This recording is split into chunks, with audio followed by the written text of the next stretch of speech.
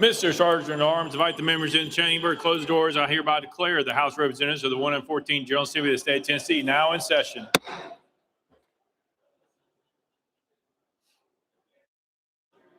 Leader Lambert, you're recognized. Thank you, Mr. Speaker.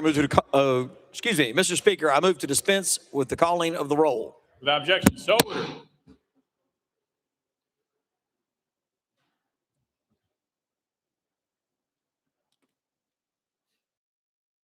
Leader Lambert, you're recognized. Thank you, Mr. Speaker. Move to take up today's appropriations calendar. Without objection, so ordered.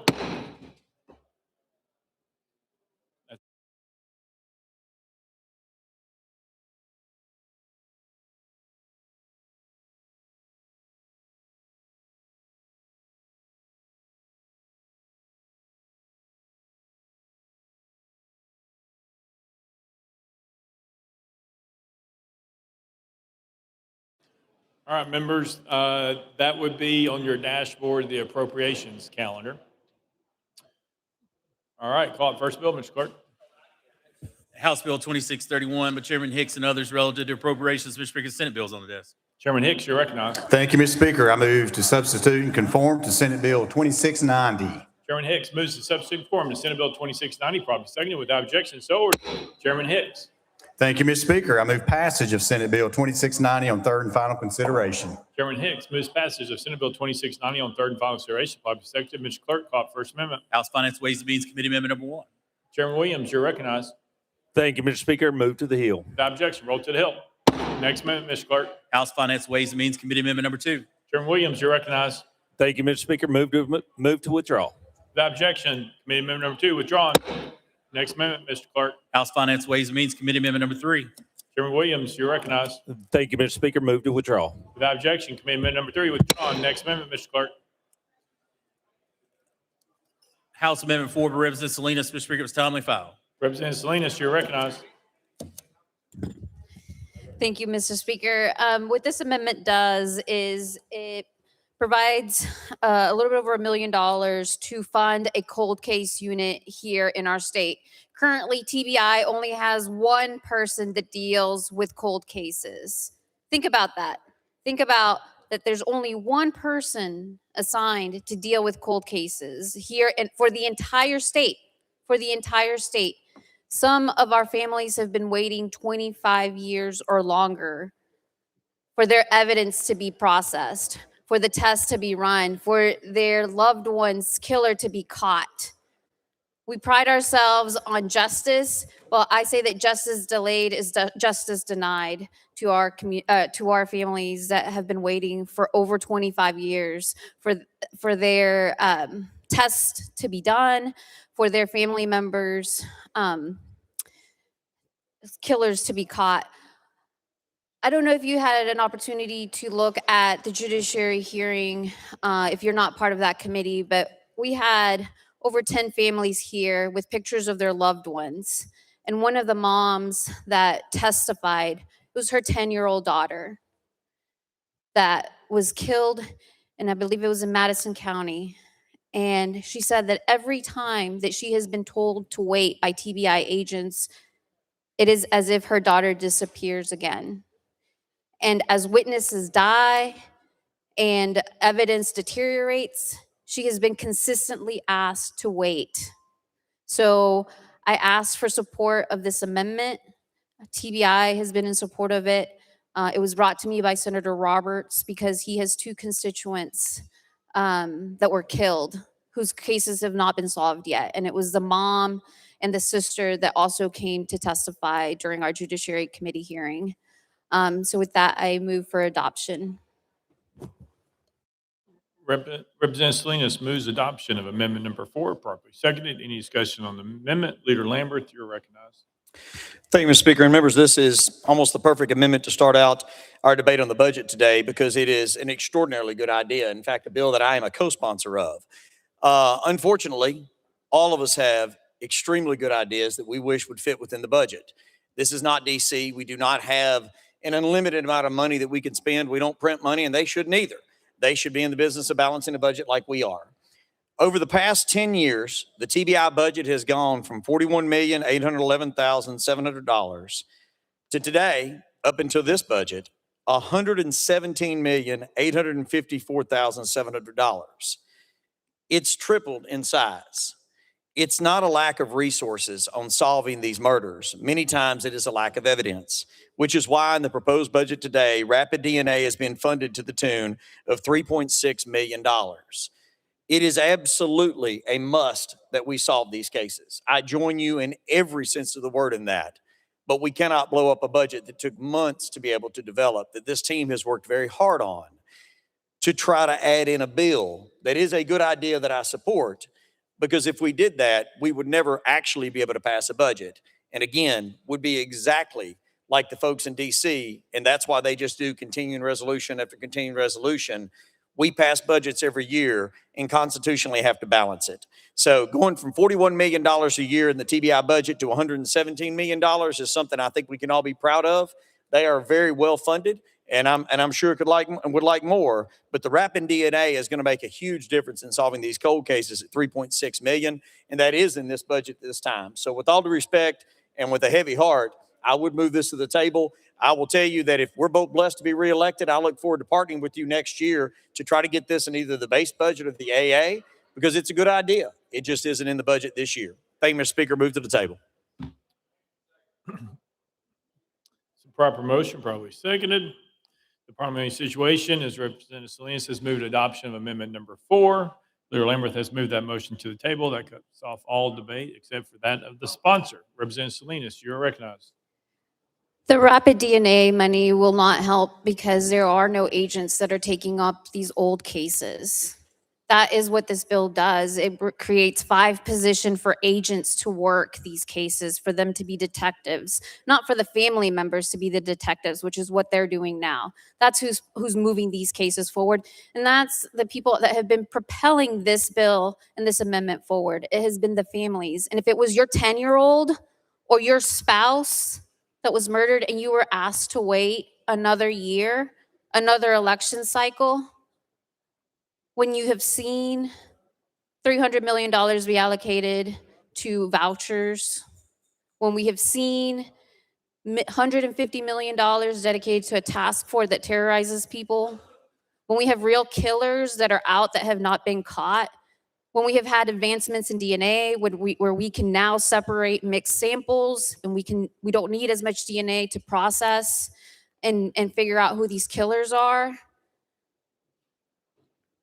I just don't see how you have it in your heart not to listen to the families, especially when they have been told to wait over and over and over again. And I know that they will continue to fight for this because it's their loved ones. But I ask you to consider, what if it was your loved one? Would you say there is no money or it's not a priority for us? Because by voting against this amendment, that is what you're telling these families that have made the ultimate sacrifice and have lost their loved ones. And we have failed them. We have failed them consistently, and we will fail them again when we vote against this amendment, because I have not been here a long time, but I know how things work around here. So, The parliamentary situation is Representative Salinas has moved adoption of amendment number 4. Leader Lamberth has moved that motion to the table. We're voting on the tabling motion. All those in favor of the tabling motion, vote aye when the bell rings. Those opposed, vote no. Has every member voted? Does any member wish to change their vote?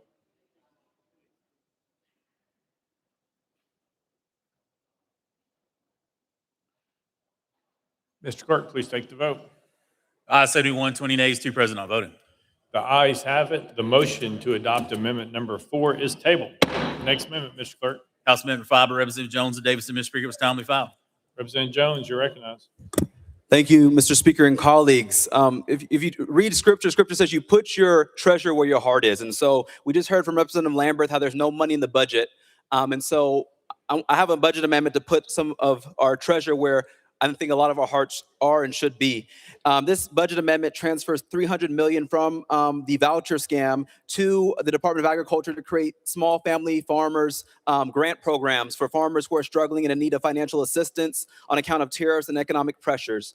As many of us on the Ag Committee know, every hour we lose 10 acres of farmland in Tennessee.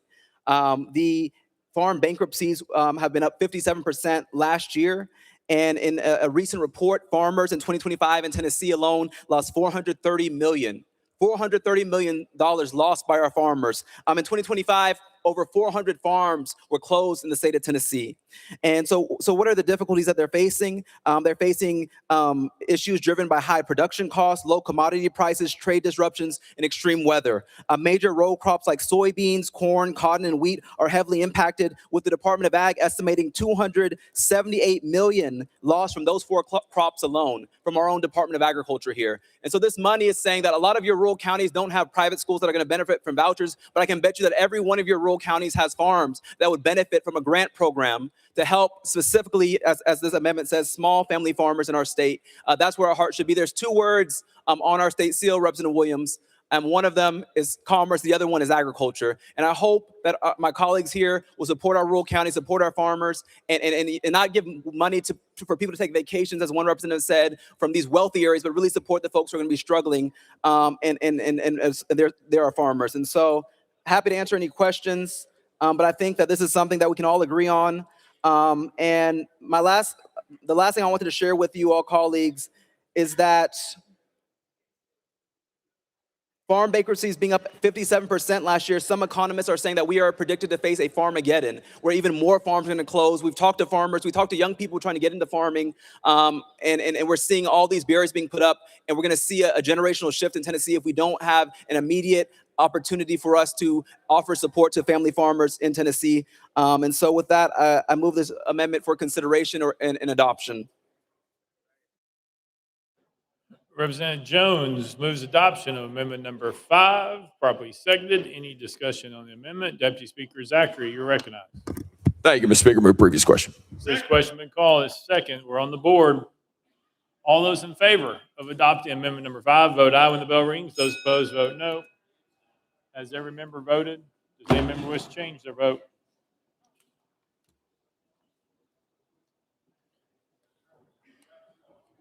Mr. Clerk, please take the vote. Ayes 18, 74 nays, 1 present, not voted. Amendment number 5 failed. Let journal reflect. Representative Love is excused. Next amendment, Mr. Clerk. Amendment 6 by Representative Hemmer, Mr. Speaker, was timely filed. Representative Hemmer, you're recognized. Motion to withdraw, please. Without objection, amendment number 6 withdrawn. Next amendment, Mr. Clerk. Amendment 7 by Representative Hemmer, Mr. Speaker, was timely filed. Representative Hemmer, you're recognized. Thank you, Mr. Speaker. All this amendment is exactly what Speaker Marsh did earlier in the year around creating some dedicated funding for TWRA. For those of you who know me, eat up with hunting and fishing. I love it more than anything. It's my hobby. It's my passion. I love getting out in the great outdoors, enjoying creation. I was so hopeful that we could actually provide some dedicated funding instead of what we did really this year in the budget, which was a Band-Aid over a bullet hole, really. And with the $10 million in one-time funding, we had talked about it ad nauseum. Thought Speaker March did a great job of selling it, and we did what we always do, which was kick the can and move it to next year. Just put it behind the budget. Just put it behind the budget. If you really do support hunting and fishing, support the TWRA, then we need to do this bill. We need to give them a dedicated funding they need. And with that, a motion to adopt. Representative Hemmer moves adoption of amendment number 7. It's a proper motion, probably seconded. Any discussion on the amendment? Speaker Zachary, you're recognized. Thank you, Mr. Speaker. Move previous question. Previous question been called. Is there objection? Seeing none, we're voting. All those in favor of adopting amendment number 7, vote aye when the bell rings. Those opposed, vote no.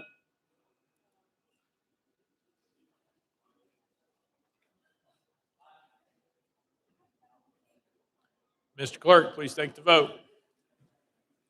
Ayes 23, 66 nays. Amendment number 7 failed. Next amendment, Mr. Clerk. Amendment 8 by Representative Hemmer, Mr. Speaker, was timely filed. Representative Hemmer, you're recognized.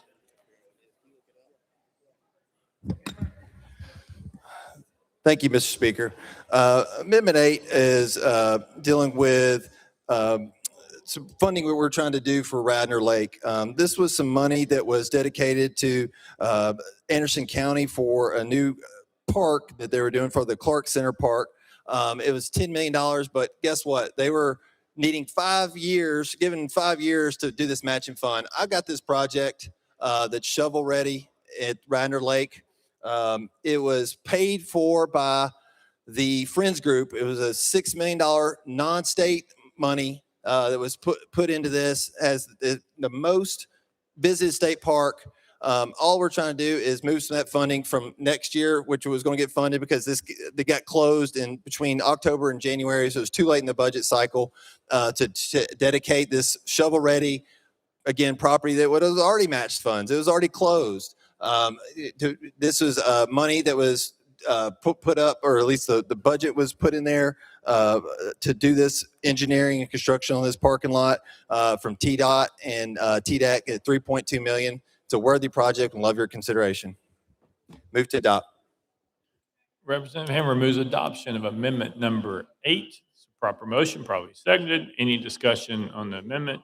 Deputy Speaker Zachary, you're recognized. Thank you, Mr. Speaker. Move previous question. Previous question's been called. Any objection? Seeing none, we're voting. All those in favor of adopting amendment number 8, vote aye when the bell rings. Those opposed, vote no.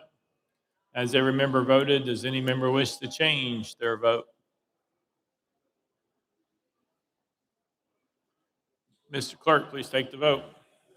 Ayes 24, 67 nays. Amendment number 8 fails. Next amendment, Mr. Clerk. Amendment 9 by Representative Hammer, Mr. Speaker, was timely filed. Representative Hammer, you're recognized. Thank you. Amendment 9 is dealing with taking money away from the Tennessee Historical Commission that was meant for the Andrew Jackson Foundation for the recurring sum of $3.2 million and putting it toward the Radnor Lake project I just mentioned. Let me tell you a little story I heard about the Andrew Jackson the Hermitage home and what they're doing with some of their money here in Nashville. They're putting forth is an $8 million request that came in at the last minute, got put in the budget.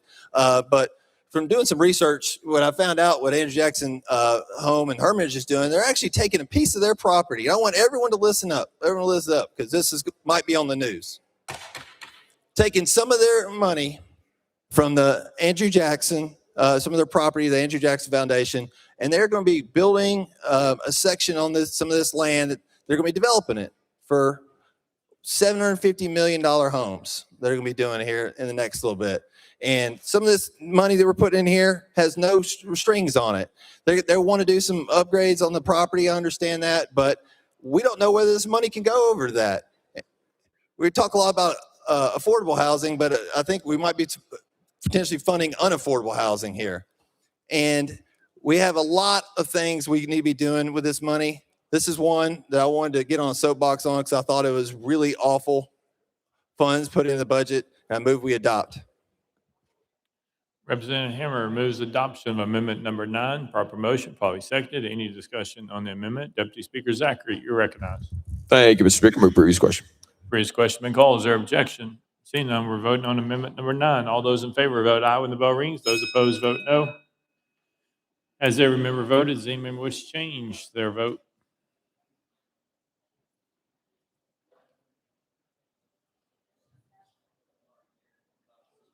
Mr. Clerk, please take the vote. Ayes 22, 67 nays, 1 present, not voting. Amendment number 9 fails. Next amendment, Mr. Clerk.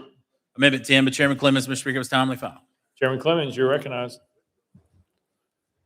Thank you, Mr. Speaker. I rise today in support of House Amendment 10 to the budget. For some reason, we are allocating $40 million to Charter School Facilities Fund and only $20 million to our public schools facilities and construction fund. Now, why we're appropriating this and creating this inequity for people who are profiting from education, I'm unclear.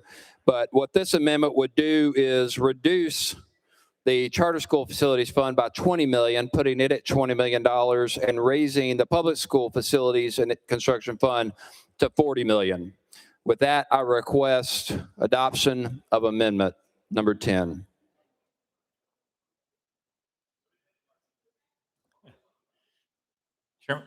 Chairman Clemens moves adoption of amendment number 10, probably seconded. Any discussion on the amendment? Deputy Speaker Zachary, you're recognized. Thank you, Mr. Speaker. Move previous question. Previous question been called. There's objection. His hand was up before yours. All right, there's objection on the board. All those in favor of previous question, vote aye when the bell rings. Those opposed, vote no. Has every member voted? Does any member wish to change their vote?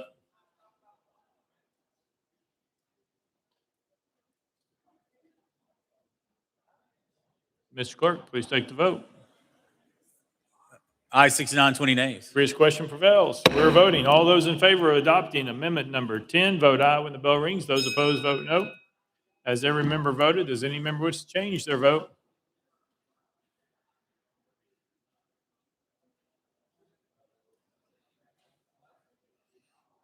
Mr. Clerk, please take the vote. Ayes 19, 69 nays, 3 present, not voting. Amendment number 10 fails. Next amendment, Mr. Clerk. House Amendment 11 by Chairman Clemens, Mr. Speaker. It was timely filed. Chairman Clemens, you're recognized. Thank you, Mr. Speaker. Y'all didn't like taking $20 million from the Charter School Facilities Fund, so let's just take it all from the Charter School Facilities Fund. Let's take all $40 million, and we're going to take it and apply that $40 million to the summer nutrition program. For some reason, this governor, who by all indications doesn't care about feeding children in the state of Tennessee, for some reason, we turned away over $80 million for a summer food program with the excuse that it cost a couple $1 million to administer the program. Then we turned around and spent more money than it would have cost to administer a program that would have fed children in all 95 counties, and spent more Tennessee taxpayer money on a smaller program to feed far fewer children. So let's take $40 million away from your Charter School Facilities Fund, and let's feed children through the summer nutrition program. Everybody on board with that? Should be. Move adoption.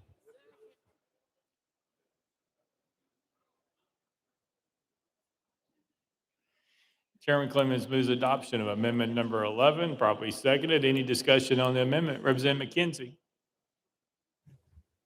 Thank you, Mr. Chair. I just wanted to point out that in this new funding formula for the charter school building fund, they're not giving it to needy charters.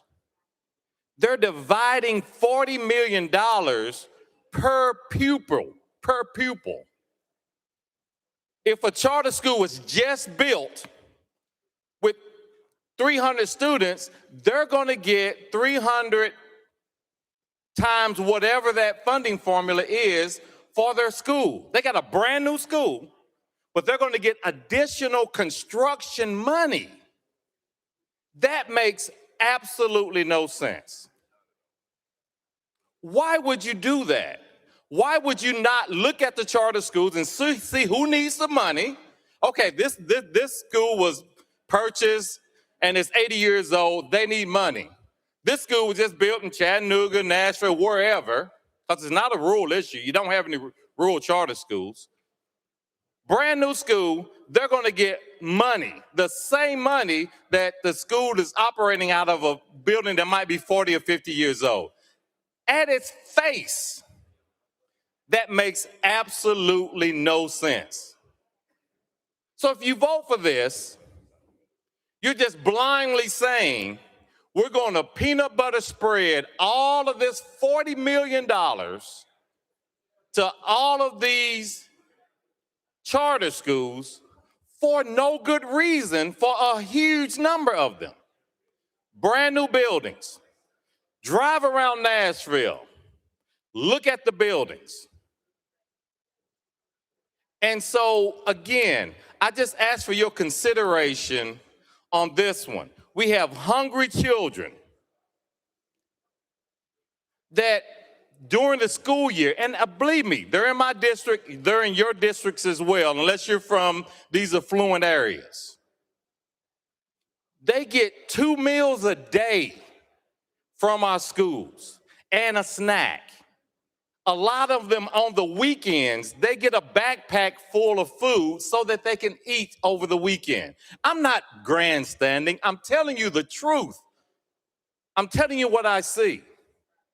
I'm telling you what you would see too if you listened and looked. What this amendment would do is to try to give them something to eat over the summer. Because for some reason, this governor does not want to take this money. We had some great pieces of legislation, and I hope one gets through that allows that money to come down from the federal agencies. But if that doesn't happen, let's give this money where it could be more usefully put rather than going to these charter schools with brand new buildings given to them by the LEAs and by the counties. Thank you, Mr. Speaker. Deputy Speaker Zachary, you're recognized.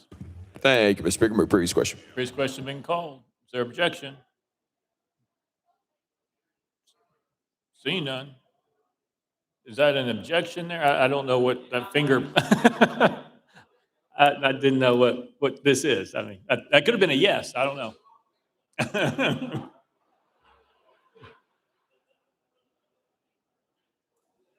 Mr. Clerk, there's objection in previous question. All those in favor vote aye when the bell rings. Those opposed vote no.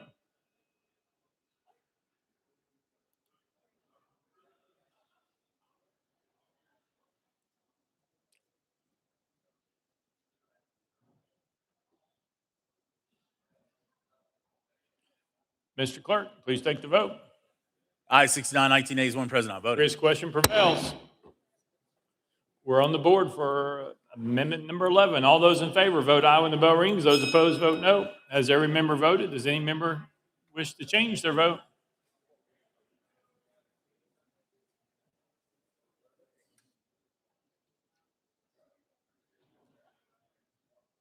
Mr. Clerk, please take the vote. Aye, 24, 61 nays, two present, not voting. Amendment number 11 fails. Next amendment, Mr. Clerk. House Amendment 12, but Chairman Clemens, Mr. Speaker, was timely filed. Chairman Clemens, you're recognized. Thank you, Mr. Speaker. Amendment 12 seeks to take $500,000 from the amount of money that we're putting into the rainy day fund, which is overflowing.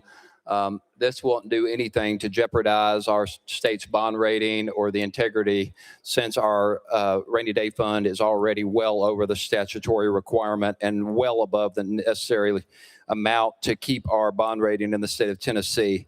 This would take $500,000 non-recurring and put it back into the Dismiss House funding for programs and services. This amount of money was unfortunately removed in the amendment of the amended budget. This program, for those who aren't familiar, Dismiss House is a reentry program for formerly incarcerated men, provides housing, life skills, and helps them reintegrate into our community. This is a vital need in our community. This organization is incredible, does incredible work, and it deserves this state's support. It was unfortunately taken out in the amendment. And we seek to put this back in to the tune of $500,000, the equal amount that it was removed in the budget. This governor came into office almost 8 years ago promising that he believed in criminal justice reform. He came in promoting the opportunity for individuals to get a second chance, and that he was going to invest and pass substantial reform into reentry programs and help individuals get back on their feet who came out of our criminal justice program, because over 90% of individuals do. Well, he's done virtually nothing. Fortunately, organizations, nonprofits have stepped up and done the heavy lifting that this governor failed to do despite his promises during his campaign. So I would ask that you support this amendment. Take this $500,000 and put it into people who are actually going to do their job. This organization does tremendous work. It's a nonprofit, nonpartisan nonprofit. So I would ask that you support this amendment. I move passage of Amendment 12. Chairman Clemens moves adoption of amendment number 12, probably seconded. Any discussion on the amendment? Representative Dixie. Thank you, Mr. Speaker. I've had the privilege of getting to know people at the Dismiss House and working with the residents there. And if we're truly serious about recidivism and reducing the recidivism rate, this is the perfect organization to get behind. They take men that have been released from prison, and they give them time. They take it from all over the state. Men who don't want to go back to the areas or the neighborhoods where they're from. They want a new, fresh lease at life. They come there, get a chance to get to know themselves, find themselves before they're put back in the workforce. They get a chance to reunite with their family, because most of these men have families and they have children. And whether you're with the mother or not, you still have to be in the children's life. They have a very, very, very low recidivism rate for men who have gone through this program. And I would urge each and every one of us that if we're serious about reducing the crime in Tennessee, please support this organization. They're doing great work, great work. And I would hope that we would take the time and find in our hearts and find the money to make sure that this program has all the resources it needs to give these men the opportunities to have a fresh start at life and reunite themselves and get back into being a productive citizen in our state. And again, I would just say these are men who do not want to go back to the environments that they came from. They choose to come here. They have to be chosen to come to Nashville and start a new life. So please give these men, and it's only 76 men. They have 76 beds. So it's a small percentage of people. So I'm begging of you to please consider helping these men start their lives over and give them a fresh start so they can be productive citizens and move forward in society. So thank you, Mr. Speaker, for giving me a chance, and thank you to the amendment sponsor for bringing this.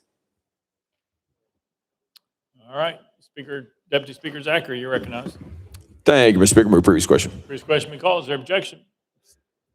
Seeing none, we're voting. All those in favor of adopting amendment number 12, vote aye when the bell rings. Those opposed, vote no.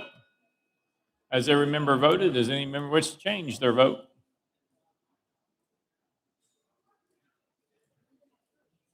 Mr. Clerk, please take the vote. Ayes 19, 67 nays, 5 present, I voted. Amendment number 12 fails. Next amendment, Mr. Clerk. Amendment 13 by Chairman Clemens. Mr. Speaker, it was timely filed. Chairman Clemens, you're recognized. Thank you, Mr. Speaker. This bill also would take $500,000 that was removed in the amended budget this takes $500,000 from the amount set aside for the rainy day fund, as I explained previously, and reallocates it to Siloam Health. Siloam Health was going to be funded. That was removed from the budget as well in the amended budget. For those of you who aren't familiar with Siloam Health's mission is to share the love of Christ by serving those in need through healthcare. At Siloam Healthcare, they serve Nashville's uninsured and underserved. Their patients come from more than 80 countries and speak over 50 languages. These are vulnerable populations who deserve and require help in our community. I represent a wonderfully diverse community here in Nashville. Our city benefits tremendously from the incredible diversity and additional culture that's added to this city and the economic community of the greater Nashville region. This organization provides tremendous services to these populations. We, unfortunately, have a lot of uninsured and underserved populations in the state of Tennessee because of failures. We refused to expand Medicaid years ago. Our hospitals across the state, nonprofit and for-profit, that have to take in uninsured are taking economic hits because there are so many uninsured individuals in our state. And we have a duty as not only legislators, but as people, as citizens, as people of a community, we have an obligation to help those who need help. It's the core tenet of the Bible. It's the core tenet of the teachings of Jesus Christ that this organization seeks to serve. And I think they deserve $500,000 of our state's taxpayer money to continue providing vital services to those in need who are uninsured and underserved. With that, I move adoption of Amendment 13, Mr. Speaker. Chairman Clemens moves adoption of committee amendment number 13, probably seconded. Any discussion on the amendment? Deputy Speaker Zachary, you're recognized. Thank you, Mr. Speaker. Members, it's important to know that that Sloan Health provides faith-based, comprehensive primary care, community health initiatives to the uninsured and undeserved populations. The healthcare safety net is also available to the uninsured and to the unserved. So for that reason, Mr. Speaker, I move this to the table. Proper motion, probably seconded. The parliamentary situation.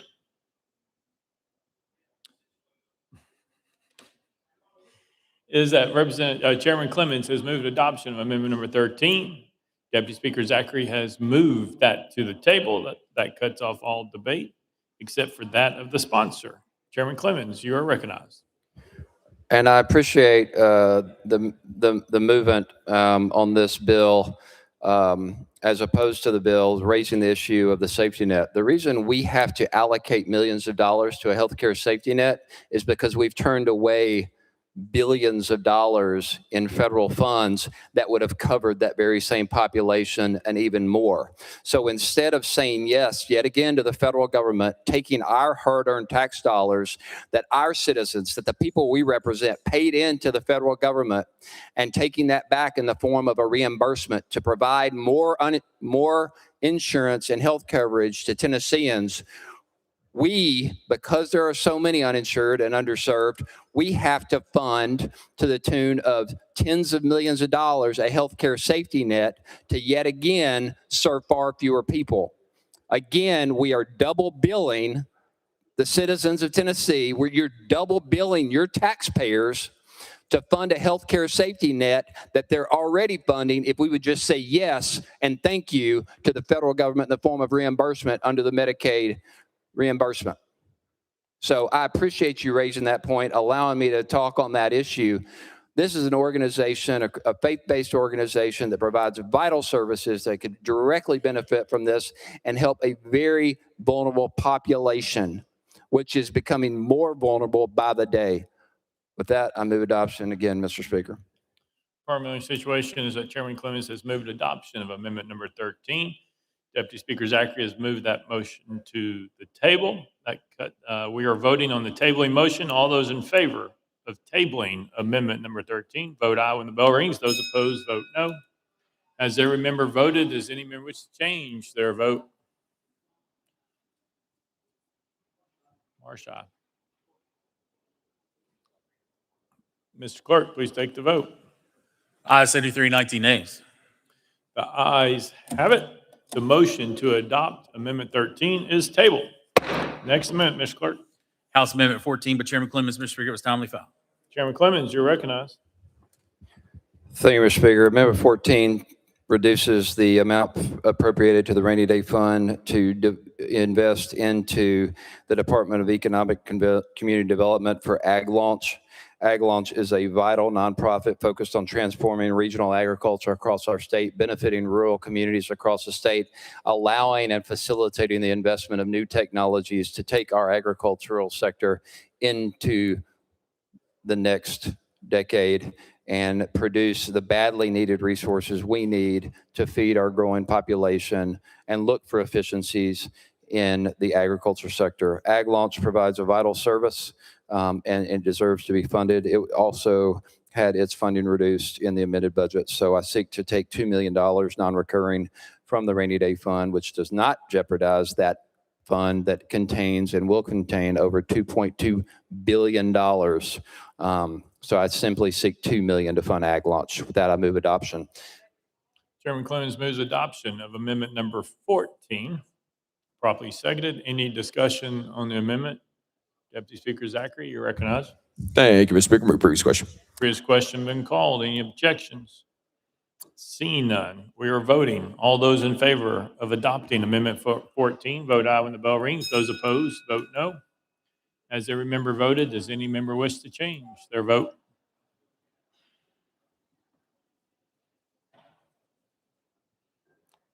Mr. Clerk, please take the vote.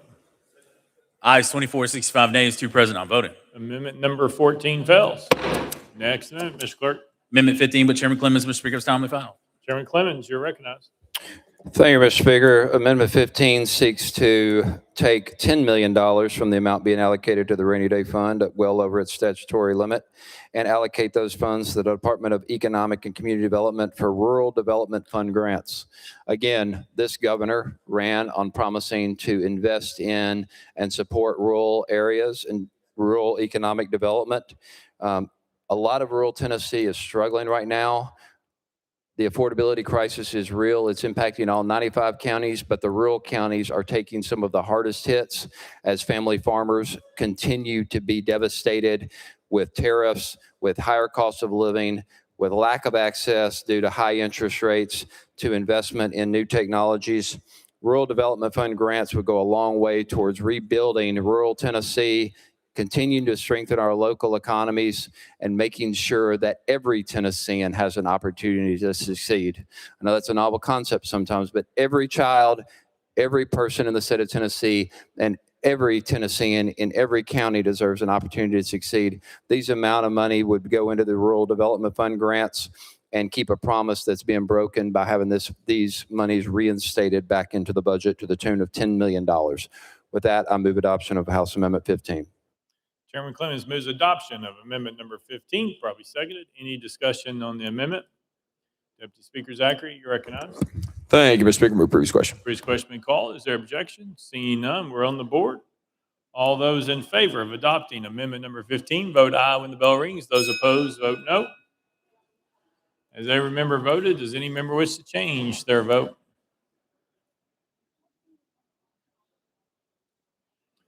Mr. Clerk, please take the vote. Ayes 19, 74 nays. Amendment number 15 fails. Next amendment, Mr. Clerk. Amendment 16 by Representative Johnson. Mr. Speaker, it was timely filed. Representative Johnson, you're recognized. Thank you, Mr. Speaker.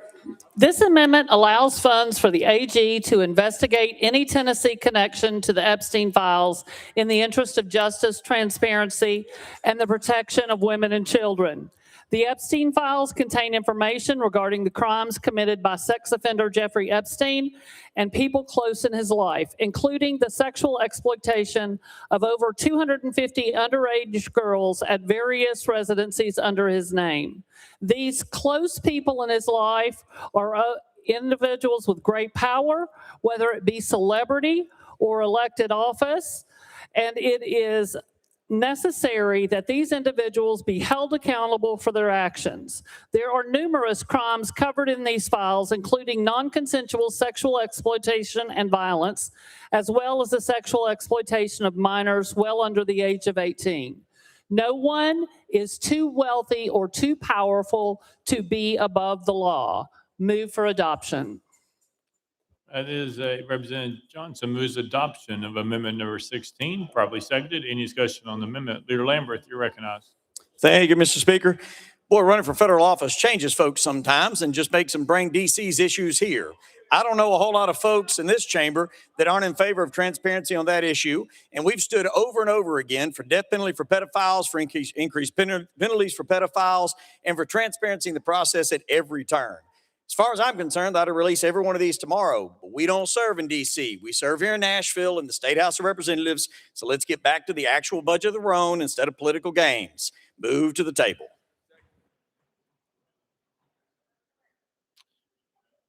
Proper motion, probably seconded. The parliamentary situation is Representative Jones has moved adoption of amendment number 16. Leader Lamberth has moved that motion to the table. That cuts off all debate except that of the sponsor. Representative Johnson, you are recognized. Thank you, Mr. Speaker. I think I was pretty specific. It says very clearly any state connection. So this is if Tennessee were to be found to be involved. There are still millions out there that the leader there says he wants to see released. Well, cool.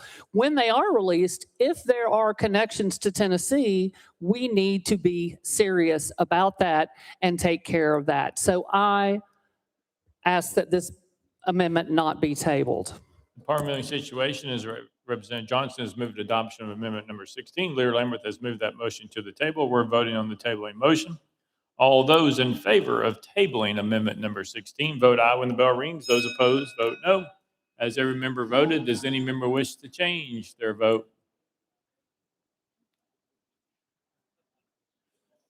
Mr. Clerk, please take the vote. Ayes 73, 20 nays. The ayes have it. The motion to adopt amendment number 16 is tabled. Next amendment, Mr. Clerk. Amendment 17 by Representative Johnson. Mr. Speaker, it was timely filed. Representative Johnson, you recognize. Thank you, Mr. Speaker. Like to remind folks, the budget is a moral document. I feel like we might be falling a little bit short on that. So what I would like to do is show it's a moral document because it shows what we value. And we should value education in the state of Tennessee. I keep hearing about teacher salaries being raised.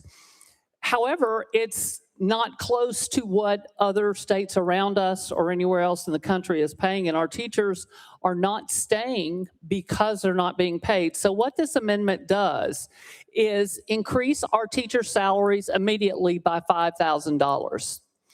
In addition to increasing our teacher salaries, instead of lowering requirements and standards for teachers, which we keep trying to do, this ensures that we keep the highest quality teachers there by raising their salaries. So we'll take the voucher money to do that. What we also are doing here, we talk a lot about making sure students can read by 3rd grade. And that is a critically important topic. And the way that research shows us the best way to do that is in K1, 2, and 3rd grade, have class size capped at 15.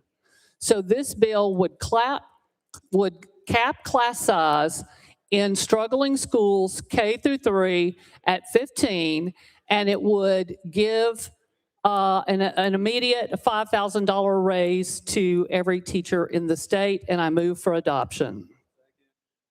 Representative Johnson moves adoption of amendment number 16, probably seconded. Any discussion on the amendment? Deputy Speaker Zachary, you're recognized. Thank you, Mr. Speaker.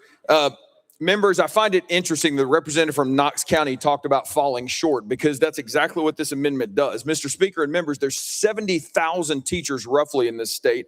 This would only pull $37 million to fund this. The number actually would need to be $350 million, Mr. Speaker. And I think it's interesting that this kind of follows the pattern of when Democrats were in control of this state and education funding fell woefully short. So for that reason, Mr. Speaker, I think it's important to remember that we, as the Republican caucus, have led the effort to increase the starting teacher salary for teachers to $50,000 a year, which does put us in the top 10. We literally, just a couple of years ago, put $1 billion recurring in education. We're putting another $330 million in public education this year, Mr. Speaker. So for those reasons, Mr. Speaker, and the funding that we provide to our public education, the funding we provided to our teachers, the raises we've given them, we're able to balance the budget and do that with conservative leadership. I move this to the table. That's a proper motion, properly seconded. The parliamentary situation is that Representative Johnson has moved amendment number 17. Deputy Speaker Zachary has moved that motion to the table. That cuts off all debate except for that of the sponsor. Representative Johnson, you are recognized. It's always fun to hear someone talk about how much money we've invested in public education. But the fact remains, we are 47th in the country. We were almost dead last. We are dead last in the Southeast region. Mississippi funds at $1,000 more per student than the state of Tennessee. We are dead last in the Southeast region. We are 47th in the country. And by the time teachers are making $50,000 to start, it will be less than they made 10 years ago when you take into consideration the cost of living. And this number came from legal. It did not come from me. So that's on them. That was pretty quickly drafted. But whatever it takes, I think there's enough money in the voucher money to cover it. Move for adoption or not to be tabled. Parliamentary situation is that Representative Johnson has moved amendment number 17. Deputy Speaker Zachary has moved that motion to the table. We're voting on the tabling motion. All those in favor of tabling amendment number 17, vote aye when the bell rings. Those opposed, vote no. Has every member voted? Does any member wish to change their vote?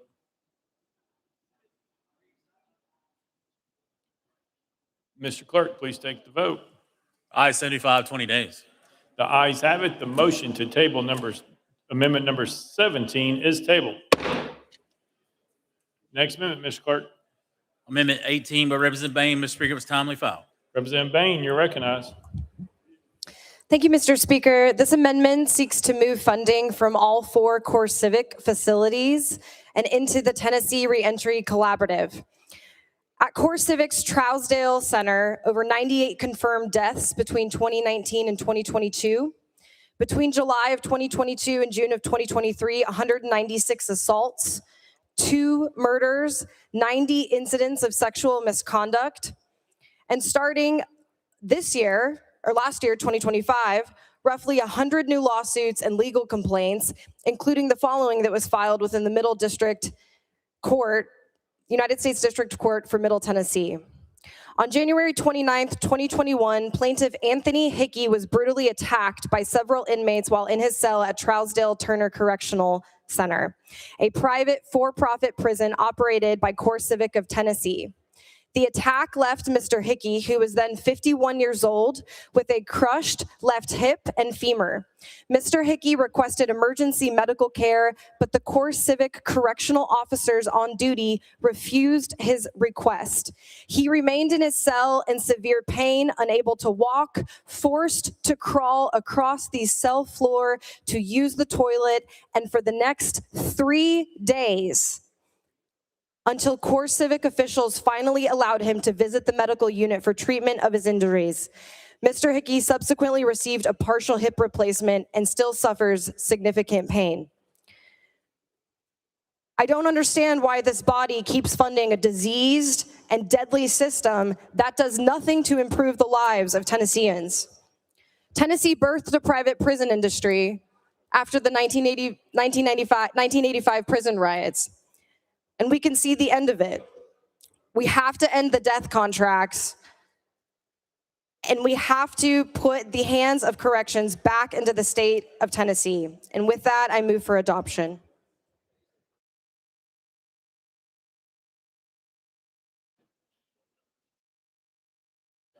All right. Representative Bain moves adoption of amendment number 18. Proper motion, probably seconded. Any discussion on the amendment? Deputy Speaker Zachary, you recognize. Thank you, Mr. Speaker. Move previous question. Previous question been called. Is there objection? Seeing none, we're voting. All those in favor of adopting amendment number 18, vote aye when the bell rings. Those opposed, vote no.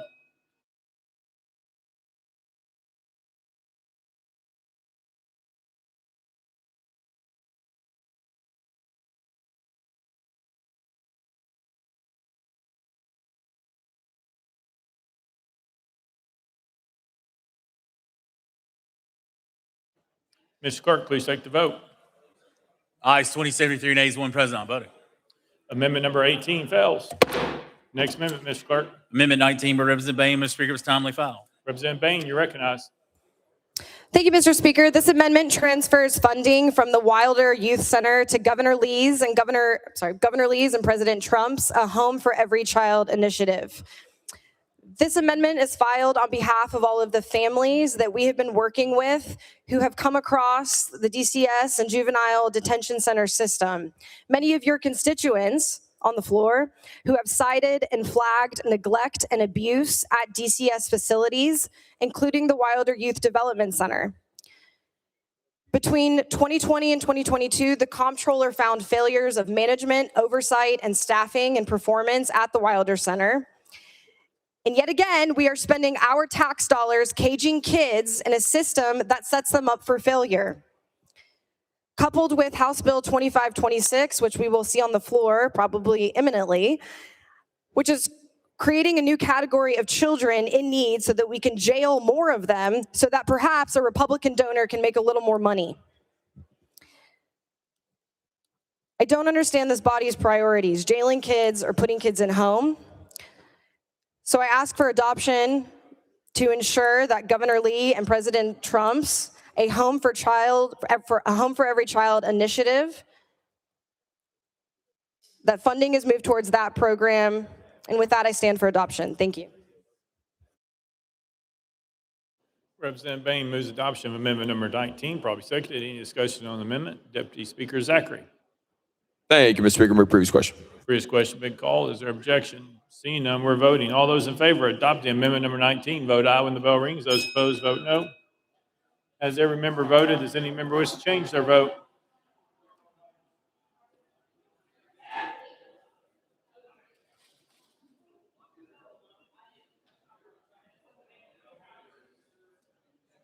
Mr. Clerk, please take the vote. Ayes 18, 73 nays. Amendment number 19 fails. Next amendment, Mr. Clerk. Amendment 20 by Representative Bain, Mr. Speaker, was timely filed. Representative Bain, you're recognized. Thank you, Mr. Speaker. I stand in support of this amendment that would reroute funding from the Tennessee Economic Community Development Agency, their fast track job operation, program that was created for multinational large corporations and redirect that funding to the agency's Business Enterprise Resource Office. Tennessee clawed back $18.4 million from 17 companies that received over $53.6 million from the Fast Track program. Those companies also failed to deliver over 8,000 jobs. Pure Foods took $1.2 million, promising 273 jobs to a Northeast Tennessee community. It declared bankruptcy within a year and never hired a single person. MIA Seating took $4 million, promising 510 jobs and delivered 55. Textile Corporation of America took $3 million of our tax dollars, promising over 1,000 jobs in Pikeville. Its owners pleaded guilty to wire fraud and money laundering. Meanwhile, Tennessee has the second highest business failure rate in the country. A third of small businesses close after their first year. A small business owner in my district recently said, "The business environment in Tennessee is so bad, it's like eating glass every single day." The Business Enterprise Resource Office serves small businesses in the state. So if we are serious about economic development, let's put our money where our mouth is, and I move for adoption of this amendment.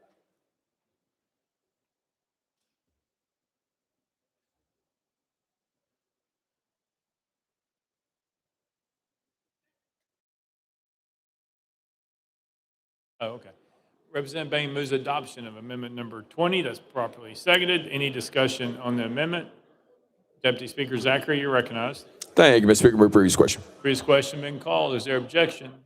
Seeing none, all those in favor of adopting amendment number 20, vote aye when the bell rings. Those opposed, vote no. Has every member voted? Does any member wish to change their vote?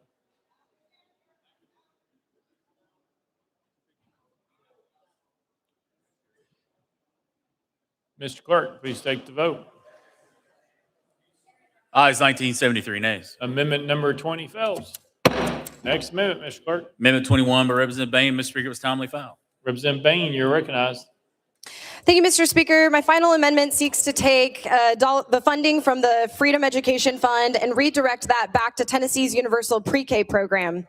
The National Bureau of Economic Research found that the Universal Pre-K program increases parental earnings by 21.7%.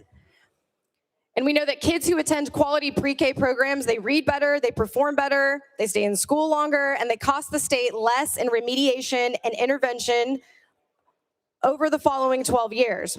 My constituents aren't asking to take public dollars out of public schools to fund wealthy families' academic choices. What they want is affordable childcare, and they want a functioning pre-K classroom that sets up these children for success. So with that, I move for adoption. Thank you. Representative Bain moves adoption of amendment number 21, probably seconded. Any discussion on the amendment? Deputy Speaker Zachary, you're recognized. Thank you, Mr. Speaker. Move previous question.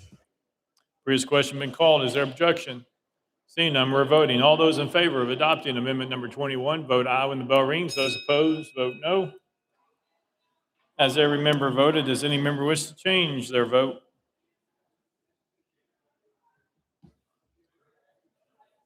Mr. Clerk, please take the vote. Ayes 20, 74 nays. Amendment number 21 fails. Next amendment, Mr. Clerk. Mr. Speaker, Amendment 22 by Chairman Clemens. Mr. Speaker, this one was not timely filed. Chairman Clemens, you're recognized.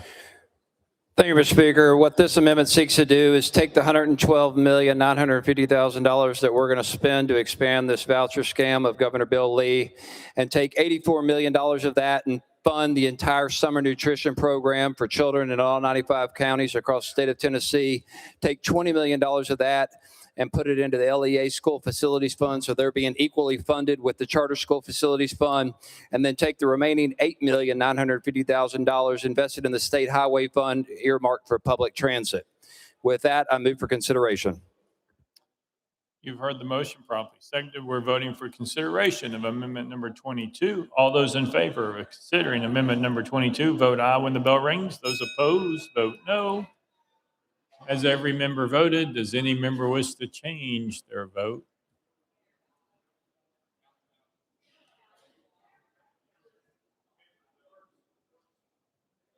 Mr. Clerk, please take the vote. Ayes 21, 72 nays. In accordance with Rule 60B, having failed to receive necessary two-thirds vote, the motion to consider amendment number 22 fails. Next amendment, Mr. Clerk. Amendment 23 by Chairman Clemens. Mr. Speaker, was not timely filed. Chairman Clemens, you recognize. Thank you, Mr. Speaker. I rise in support of Amendment 23 to take the $887,300 that we're funding this subterranean transportation authority that no one wants in the greater Nashville region, and taking that money and put it into the state highway fund earmarked for public transit.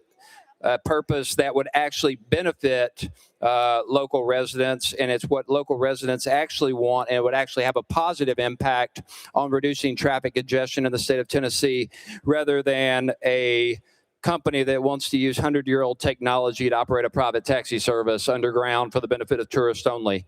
That will take no cars off the road whatsoever and only allow specific privately owned taxi service cars to operate within it. With that, I move for consideration. You've heard the motion, probably seconded. We're voting for consideration of amendment number 23. All those in favor of considering amendment number 23, vote aye when the bell rings. Those opposed, vote no. As every member voted, does any member wish to change their vote?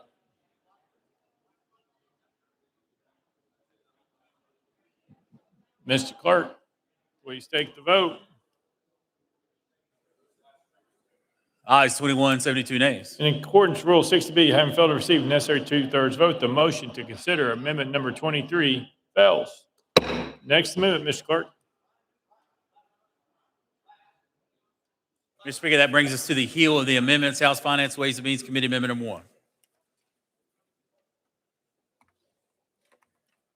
Chairman Williams, you're recognized. Thank you, Mr. Speaker. Move to withdraw.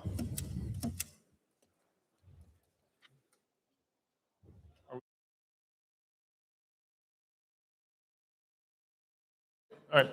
Without objection, amendment number 1 withdrawn. Next amendment, Mr. Clerk. No further amendments, Mr. Speaker. All right. Chairman Hicks, you're recognized. Thank you, Mr. Speaker. The fiscal year 26-27 budget to begin is $58.3 billion. 51% comes from state appropriations to the tune of about $29.9 billion. 34% comes from federal revenue to the tune of about $19.5 billion. 15% from other sources to the tune of about $8.9 billion. So a breakdown, that was revenue, so a breakdown of where the revenue goes. So over 45% goes towards health and social services, which is about just a little over 26 billion. Almost 28% goes towards K through 12 and higher education, which is about just over 16 billion. The remaining goes towards transportation, economic development, general government, law and safety, and other resources. Each year, the budget is comprised of revenue and funding gained from several different sources, which is growth in tax collections, reversions in unspent funding, other departmental revenues, and investment earnings. In the last 5 years, the state has seen record revenues due in large part to COVID-related events. Tennessee received $3.7 billion in federal COVID aid funds and saw high state tax collections during the post-pandemic economic recovery. During this time, we conservatively spent recurring revenues on non-recurring projects while making large investments in transportation, education, capital outlay, workforce development, conservation and state parks, nuclear energy, and public safety. That previous boom in revenue growth is now flattening out to a new normal. The proposed fiscal year 27 budget is 9% less than the estimate for the current budget. This is due primarily to a decline in federal funds, specifically those COVID-related dollars, but also slowing growth in sales tax revenue from what it was in recent years. This budget recognizes an estimated growth of 2.35% in state revenue, which equates to $450 million recurring dollars, which is programmed and spent. Yearly earnings for the Treasurer's investments have been extremely high in recent years, mainly due to the increased amount of funding invested and higher interest rates. The fiscal year 27 budget includes over $620 million in non-recurring funding realized through these earnings and $42 million in unclaimed property revenue. The legislative budget reallocates $209 million from the governor's proposed budget and recognizes over $73 million in other revenue sources to fund over $276 million in member-requested amendments and legislation. The largest legislative initiative in this budget is for hospital buybacks. The legislatures, including $79.8 million in general fund dollars and $43.2 million in shared savings through TennCare to support our hospitals. So let's look at how the money is spent regarding health and social services. A total of over $1.4 billion in new state, federal, and other dollars to support health and social services, $58 million in state funding to reflect a decrease in federal participation in SNAP administration, $125 million in shared savings to support rural hospital capital improvements in conjunction with the $1 billion in federal rural health transformation program funding over the next 5 years, $123 million appropriated for hospital buybacks, which I've already mentioned, over $250 million in new state funding to TennCare, a total of over $28 million to address unmet dental services across the state, $11 million for ALS research, $31.25 million for Pathways to Independence program, $23.7 million for the 5th year of the Healthy Starts initiative under TennCare, $5 million non-recurring to expand the Creating Homes initiative, again under the Department of Mental Health. Also, $7 million non-recurring for DHS to apply for the summer EBT program. Economic and community development, a total of roughly $890 million in new state appropriations going toward business, infrastructure, and economic development. $20 million non-recurring investment for the Community Workforce Housing Innovation Pilot Program, $15 million non-recurring for Rural Development Fund grants, $8 million non-recurring for Youth Employment Program, $25 million non-recurring for Nuclear Industry Initiative grants, $43 million non-recurring for quantum infrastructure, $20 million non-recurring for film production and music incentive grants, $400 million non-recurring for general fund subsidy, a general fund subsidy for transportation projects across our state. $8.2 million non-recurring general fund subsidy for general aviation, $48 million non-recurring and $25 million for commercial aviation, $165 million non-recurring to replace and renovate welcome centers and rest areas statewide, $40 million non-recurring for bridge reconstruction in Montgomery County, $20 million non-recurring to support the rehabilitation of the state's short line railroads.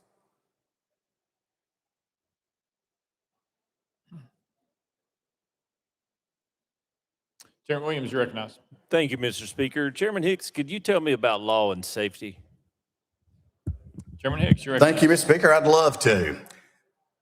Law and public safety, over $320 million for public safety initiatives, including $21 million for additional state troopers and statutory step increases, over $41 million for the new statewide court technology, over $44 million in additional funding for the Governor's Response and Recovery Fund, over $14 million for 42 new positions within TBI, including 32 positions for the Tennessee Safe Initiative, $1.25 million for our Houses of Worship security grants, $5 million for evidence-based programming funds within OCJP for our local jails, and $50 million non-recurring for downtown public safety grants for Memphis.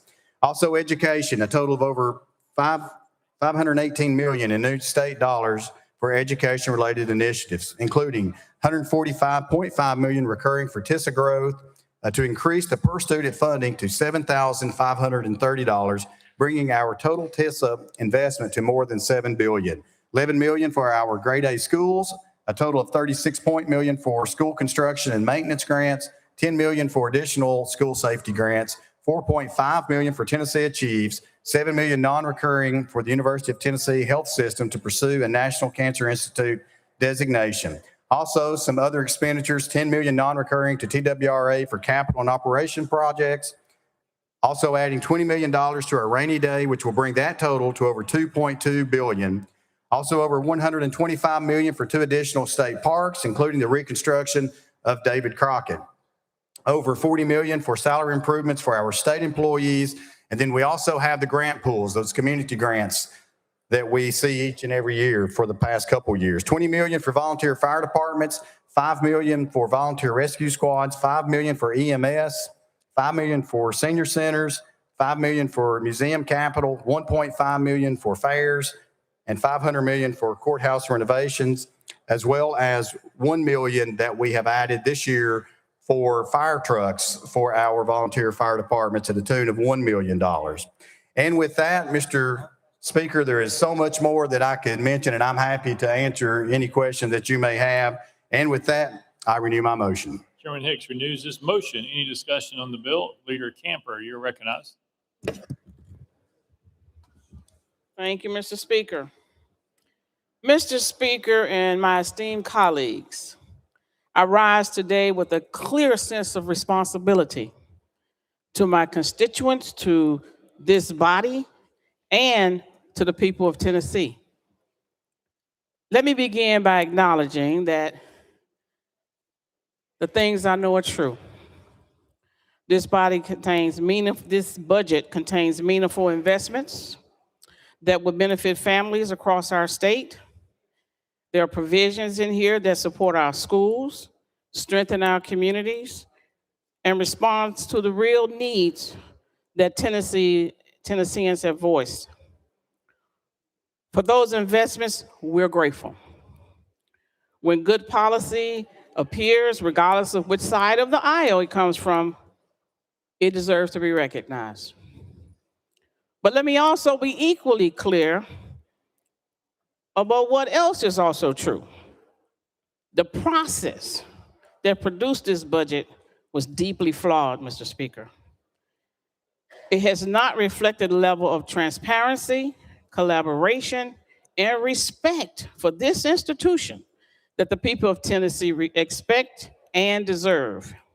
Too often, decisions of this magnitude are made behind closed doors, leaving many members, and more importantly, the communities we represent, without meaningful seat at the table. And that matters because process shapes outcomes. When voices are excluded, priorities are missed. When deliberations are rushed and are very limited, opportunities for better solutions are lost. So while there are good things in the budget, there are also serious shortcomings. There are gaps in how we address long-term needs. There are missed opportunity for more boldly investing in working families, inequitable access to health care, and in the economic stability of communities that are too often feel left behind. It would be irresponsible on our part to really not to say that or to make it plain. Supporting this budget, however, does not mean we agree how it was built, okay? It does not mean we're also satisfied with where we are. And it certainly does not mean that we will stop advocating for a better, more inclusive process as we move forward. What it does mean, however, is that we recognize the immediate needs of the people we serve. It means we understand that progress, even when imperfect, can still move our state forward. And it means we are choosing to act in a way that keeps government functioning and while continuing to work for something better. Let me be clear. This is not the end of the conversation.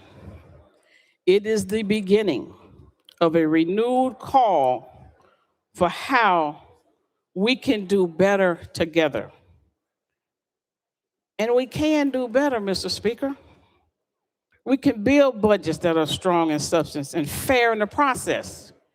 We can create a system where every member in this body has a voice, and where every Tennessean can see themselves reflected in the decisions that we make. That is the standard we should hold ourselves to. That is the standard that people of Tennessee deserve. Thank you, Mr. Speaker. Question, Representative, please explain to the body the rationale and priorities for the adjustment to the governor's proposed budget and the budget legislative initiatives that are reflected in this budget. Thank you, Mr. Speaker. Chairman Hicks. Thank you, Mr. Speaker, and Leader, thank you for those questions. And you touched on a couple of things that I do want to touch on. The first being the transparency and the collaboration. And You know, if you think about it, when we get this budget, when we're finally handed this budget in February, the governor has had 6 months to work on that budget. He hands it over to us, and really we have about 6 weeks to work on that budget. And if you look at how much our legislative initiatives, our bills, our amendments was, that's to the tune of about 0.003%. So when we received this, the amount of money we had to spend was 5 million non-recurring and 3 million recurring. And so when we look at those legislative priorities, and what are those legislative priorities? And of course, the easy answer is to make sure that we're moving out the state of Tennessee forward and taking care of our citizens in the form of healthcare, education, transportation needs, our infrastructure needs, higher ed needs. But I think you will see that throughout this entire budget. One of the biggest challenges, if you look at how much we spent, and you look at what the majority of that was, 137 million of that comes from our hospital buybacks.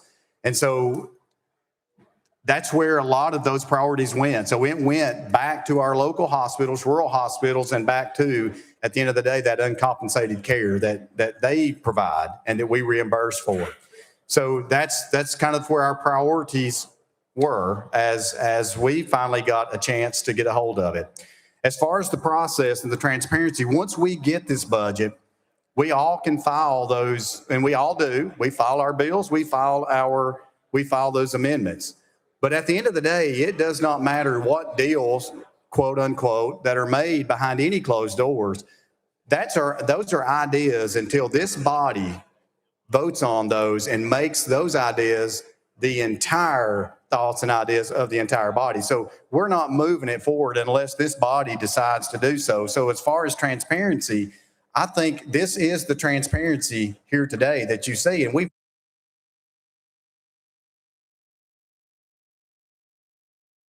that time's out. That 5 minutes is out. Is out. I'll put you at the end of the list. All right. Maybe we'll get there. Representative Powell, you're recognized. Thank you, Mr. Speaker. Members, the number one question I get, particularly now after I go back home, and I'm home most of the time because I represent the city of Nashville where we're all in, but people are struggling.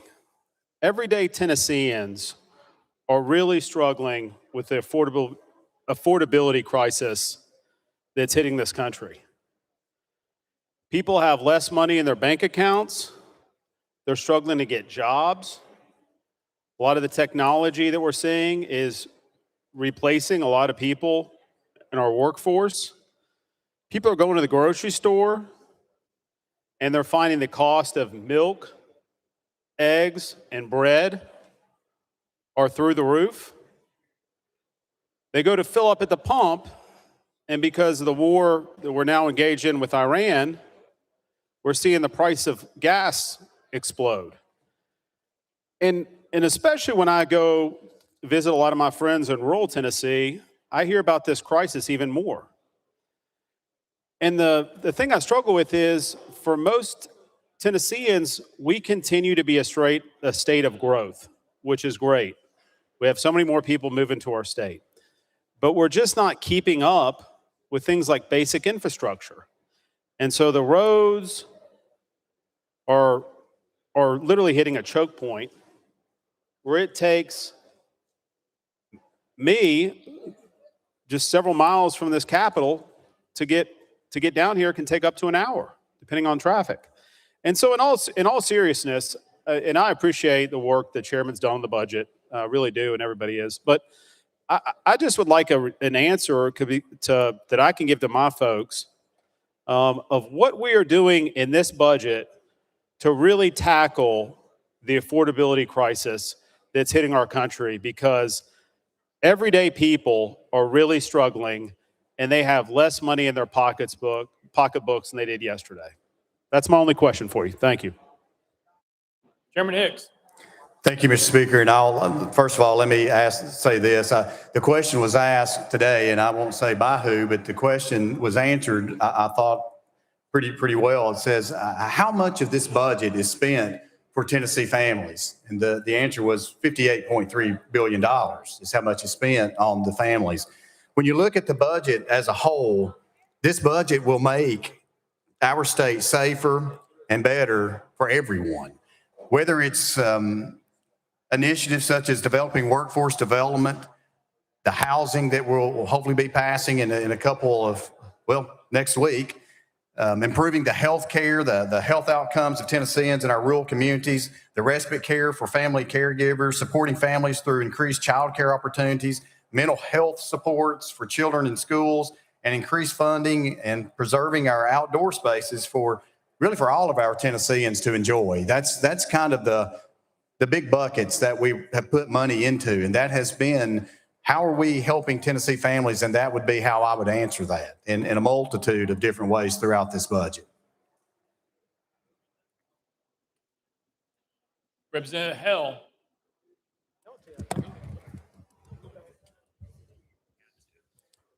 Thank you, Mr. Speaker. You know, as I sit here and look and listen, let me first of all, Chairman Williams, Chairman Hicks, the entire budget team, Speaker, thank you so much for the work that's went into this budget and for $58.3 billion, as you said, Chairman Hicks, that covers from Mountain City to Memphis and everywhere in between for all Tennesseans. You know, there was a young boy at 10 to 12 years old that would work on a farm, haul hay, clean out dairy barns, and he would take the money that he made and go buy bottle calves and feed those and raise those bottle calves. One time his mom and dad came to him and said, "Son, can we sell one of your calves to be able to buy groceries?"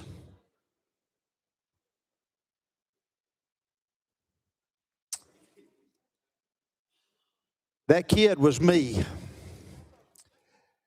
That kid sold that calf for us to have groceries.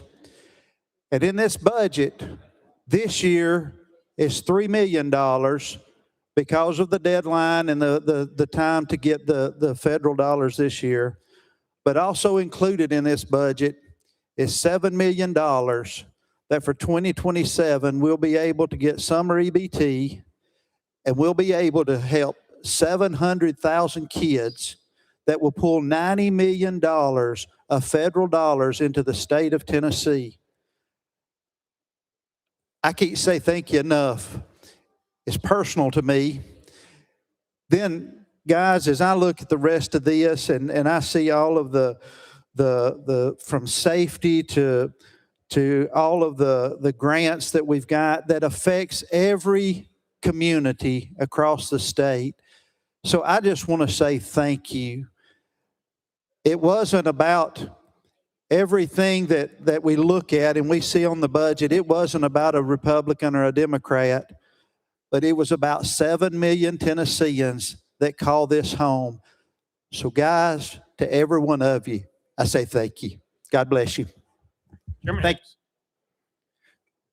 Very nice. All right. Representative Mitchell.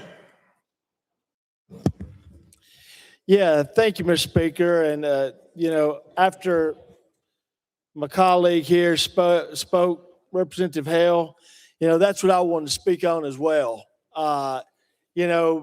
We've heard over and over, this is a moral, but, a budget is a moral document.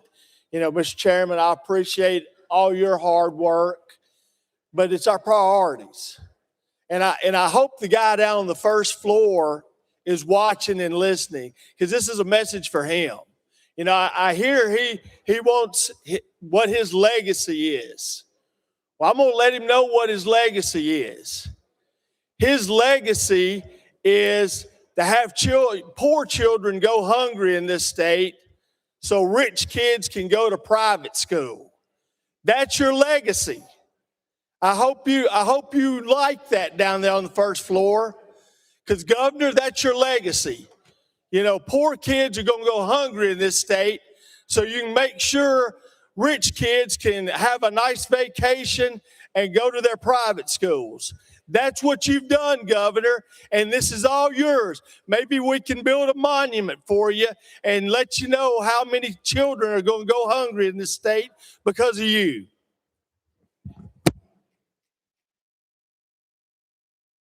Chairman Hicks. Thank you, Mr. Speaker. And as Chairman Hale had mentioned, we will be putting $7 million into the summer EBT program, which will begin in the summer of 2027. And of course, the summer nutrition program, that's summer EBT. Summer nutrition will have $3 million for this upcoming year.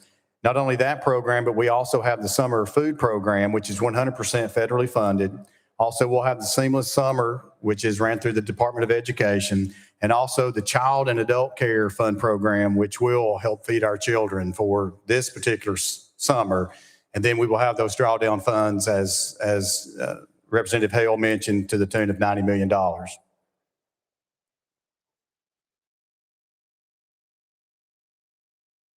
Chairman Clemens.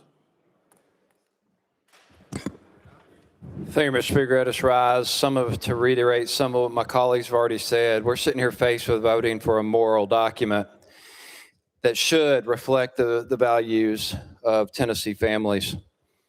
And Chairman, Chairman of Sub, I applaud the work that y'all done in such a short period of time. The incompetence of this gubernatorial administration in preparing and delivering their proposed budget to this body that has a constitutional duty to pass a budget is tantamount to malpractice. It reeks of nothing but incompetence. In 8 years, they hadn't figured out how to get this done and pass or propose a budget in a manner that actually gives this body a fair opportunity to do its job. So I applaud y'all for doing what you've done in such a short amount of time. I don't agree with everything in this budget.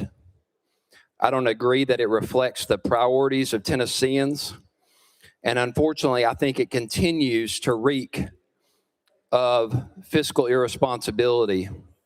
Because over the last 15 years, since your party took control, since we had Republican governors now, 2 straight 8-year terms, we have just slashed vital revenues. Last year, we eliminated the opportunity to collect taxes on hemp.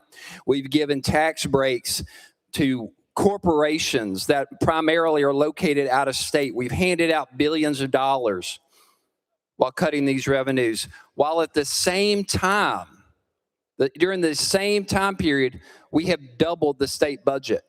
Governor Bredesen's last budget was $30 billion. Past couple of years, we've had over $60 billion. This one's $58.3 billion. That is just bad math. You can't cut revenues. You can't give away billions of dollars while doubling the budget at the same time. As I travel the state of Tennessee every year, just like y'all do, the things I hear from Tennesseans are, why are my roads in worse shape than they've ever been? Why am I sitting in traffic for an hour and a half just to go one county over to get to work? Why are my schools, teachers having to pay for their own construction paper and glue and tape? Basics that we should be providing without question. Meanwhile, we're giving millions of dollars to these charter schools, giving wealthy families hundreds of millions of dollars in vouchers that they don't need because they're already in private school. We still have a grocery tax. Not only are we one of the only states with a grocery tax, we have one of the highest grocery taxes in the entire country. We've done nothing about that. So what are our priorities? Does this budget reflect our priorities? Does it adequately fund those core issues? I know a lot of you on both sides of the aisle, you ran to build better schools, fix your roads, fix your infrastructure, help people put food on the table for their kids. The question is, when we've doubled the budget over the last 15 years, have we done that? Have those been our priorities? I would argue they have not. We've had 2 Republican governors live high on the hog because of hard decisions made by a Democratic governor. the 8 years prior. And now that money's running out. The federal government's cut our funding. We're going to be stuck with the tab because of fiscal irresponsibility of this gubernatorial administration and the federal government. And just to reiterate with my last minute here, what my previous colleague from Davidson County said is I know Governor Bill Lee loves to brag about vouchers being his legacy. Well, let me tell you what your legacy is going to be. Destroying public education and bankrupting the state of Tennessee. You have blown up the budget and destroyed the very fabric of every community because public education is the single best opportunity for every child in the state of Tennessee, and you have decimated public education. That is offensive. It should offend everyone in this room, and anyone who voted to help him should be ashamed. Again, thank you for your work. Thank you for your work. I appreciate y'all. Y'all were dealt a tough deck from this incompetent administration. And I feel sorry for the next governor of the state of Tennessee that's going to inherit this mess. Good luck. Representative, nope, all right. Representative Hawk, you're recognized. Thank you, Mr. Speaker. As you know, I seldom get up to talk, but I've talked a little more here lately than usual. After hearing what we just heard, ladies and gentlemen, I was here for the prior governor, and I remember when we started with that budget document that was $30 million, and we have organically grown our state of Tennessee. We have doubled our state budget by cutting taxes, by bringing new folks into Tennessee, by growing our economy organically. We are the envy of every state in the country right now because what we have achieved here in the state of Tennessee. We have doubled our investment in education. We have doubled our investment in roads. We have doubled our investment in just about everything meaningful that is going on in the state of Tennessee.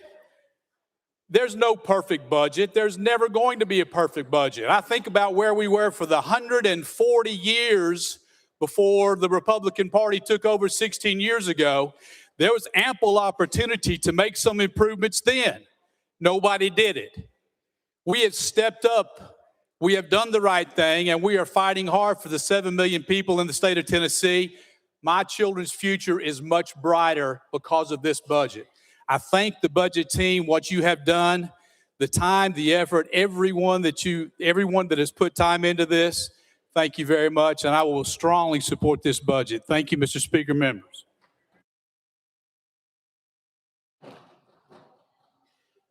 Chairman Hicks. All right, Representative Bain. Thank you, Mr. Speaker. I also want to laud Chairman Hicks. You couldn't pay me $1 million to have your job. That's why they pay you the big bucks, and I'm very grateful, and Jessica and the team. This isn't a criticism, but it is a warning. For those of us that, God willing, will be back next year, we will be walking into a fire alarm. Our house will be burning down when we walk in next year. $5 billion of federal funding will be cut. The next governor will have to cut 300,000 people off of Medicaid. They will have to come in, they will have to cut Tennesseans off of SNAP. Because we passed this voucher program, rural schools are going to close. Teachers are going to be fired. Our municipalities are going to be on their last lifeline. And all of this is culminating in the next 2 to 4 years. And so my pitch for those of you that are going to be in this body for the next few years, I ask that we be intentional and thoughtful collaborators because we will have to fix this budgetary crisis. And I wanted to say this on the House floor because I need it in writing. I want it on the record. But things are about to get really, really dark, and we're going to have to come together and be adults in the room to fix it with the next governor. And that is my ask for you all today. I want to thank the budgetary team, but the next few years are going to be really challenging. So for those of you that are retiring, good luck. But for those of us that are going to be here for the next 6 to 8 years, we will have to tackle compounded crises. And I look forward to working with you to do that. Thank you. Chairman Hicks. Thank you, Mr. Speaker, and Representative Bain, thank you for your comments. And I will say this, we have seen time and time again, from the block grant to other programs, that when we get it into control of the state, we have shown that we know how to manage our money. Hey, Chairman Hicks, hang on. Ms. Trigger, can you remove all those in the front row for making the sounds and interrupting? Thank you. Chairman Hicks, you're recognized.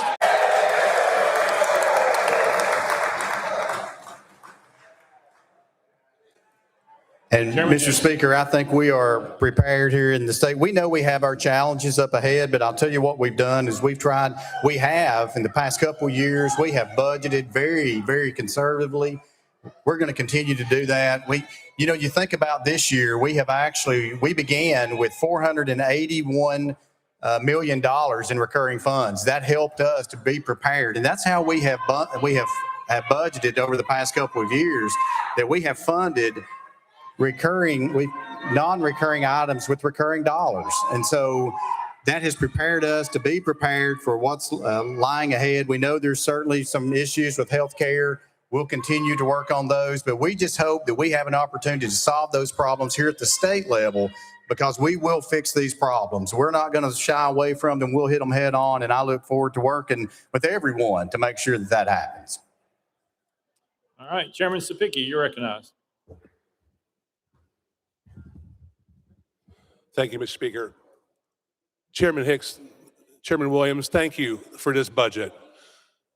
Just because you say something doesn't make it so. In education, in the last 8 years, we've taken Tennessee from 47th in the country to 22nd in reading and 17th in mathematics in our 3rd and 5th grade NAEP scores. The people of this country are looking to the leadership of this state on how we've turned education into one of the best performing in the country in the last 8 years. Coming out of COVID, we were innovative with learning loss, with literacy, with mathematics, driving this home to make our educational system and the opportunity for our students some of the best in the country. Since I've been here 8 years, we've increased the budget in education every year, pay raises every year. We now have teachers at $50,000. Is that enough? That's a discussion we'll have for another day. Our children are learning in education in unprecedented numbers that we haven't had in decades. The education in Tennessee looks very good for the horizon. Our teachers are enjoying their classrooms again. We've instilled discipline and accountability back into our classrooms. We have some of the best homeschooling in the country. We have school choice with charters and vouchers and scholarships to give our parents who know their children best the option to choose. In healthcare, I serve on the insurance committee. I've been there for 8 years. We've been very innovative in healthcare with the shared savings plan, a model for the country of how to do managed healthcare for a state. Mr. Chairman, you are on the right path. Under the steady hand of your leadership with Chairman Williams, we have a very sound financial future in the state of Tennessee. And with Governor Lee's help and our speaker's help, we are leaving Tennessee in a better place for the next governor to come in and take us to new heights that we've never experienced before. Thank you for your hard work. I look forward to voting yes for this piece of legislation. Chairman Hicks. Thank you, Mr. Speaker, and thank you, Representative Sapicki. One thing that was mentioned and you alluded to was talking about the budget and some challenges we may have. We talked about that the budget was $30 billion at one time, but this stat, I hope you hear this and you go back and talk about this in your districts, because if you look at how much our budget has grown, it has grown by the rate of inflation plus about 1.6% annually.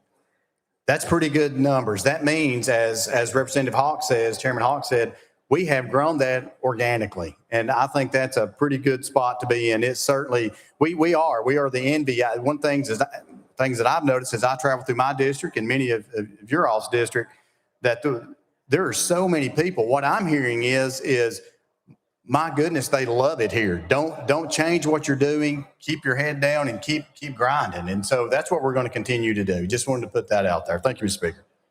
Thank you. Representative Moon, you're recognized. Thank you, Mr. Speaker. Move previous question. Previous question been called. There's objection on the board. All those in favor of previous question, vote aye when the bell rings. Those opposed, vote no.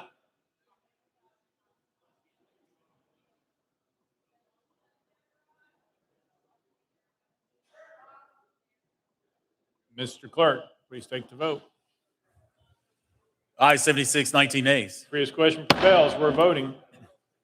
All those in favor of Senate Bill 2690 as amended, vote aye when the bell rings. Those opposed, vote no. Has every member voted? Does any member wish to change their vote?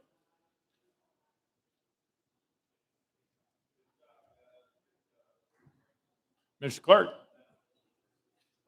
please take the vote. Ayes 83, 12 nays. Senate Bill 2690 having received a constitutional majority, everybody declare it passed without objection. The motion reads is tabled.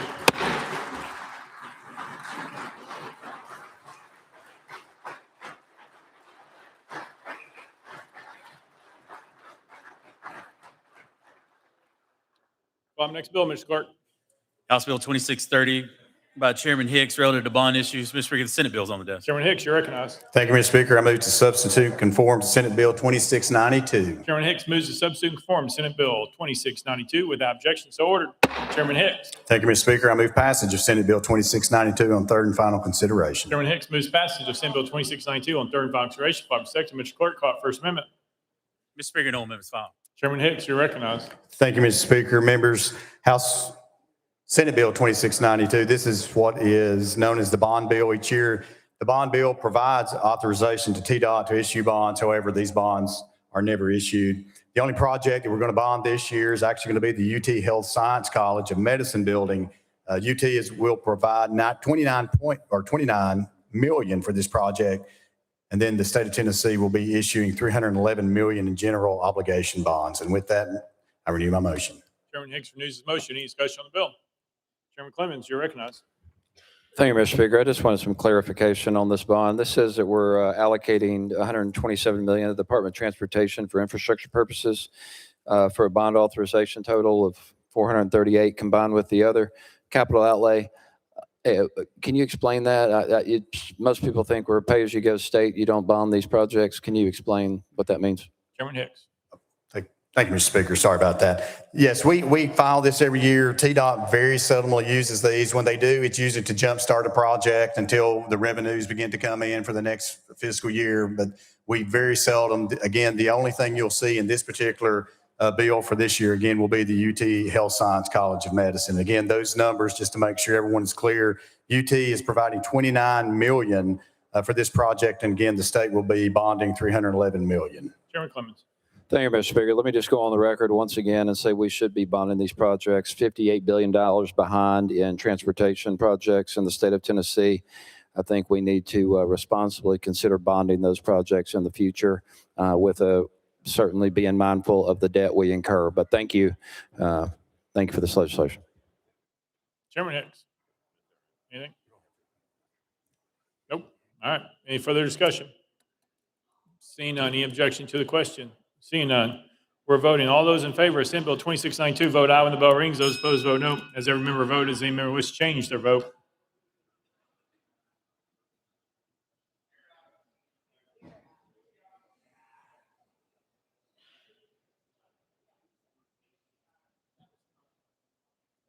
Stand it aye. Mr. Clerk, please take the vote. Ayes 95, no nays. Senate Bill 2692, having received constitutional majority, everybody declare passed without objection. The motion reads table. Chairman Hicks, for what purpose?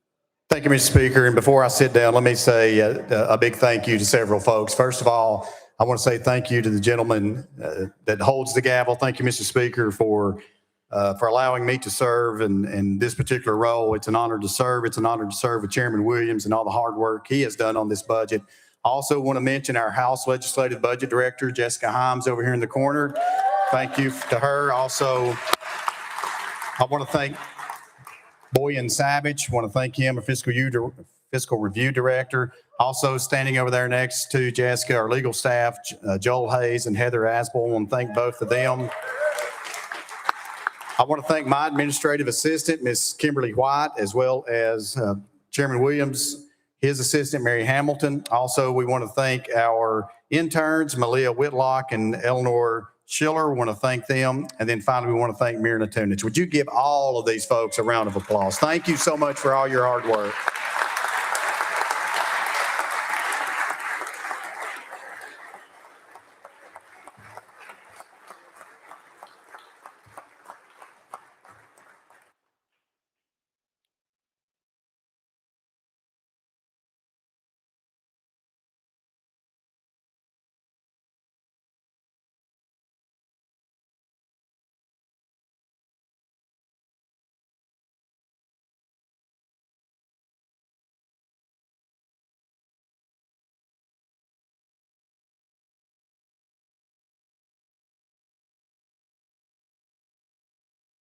Leader Lambert, you recognize.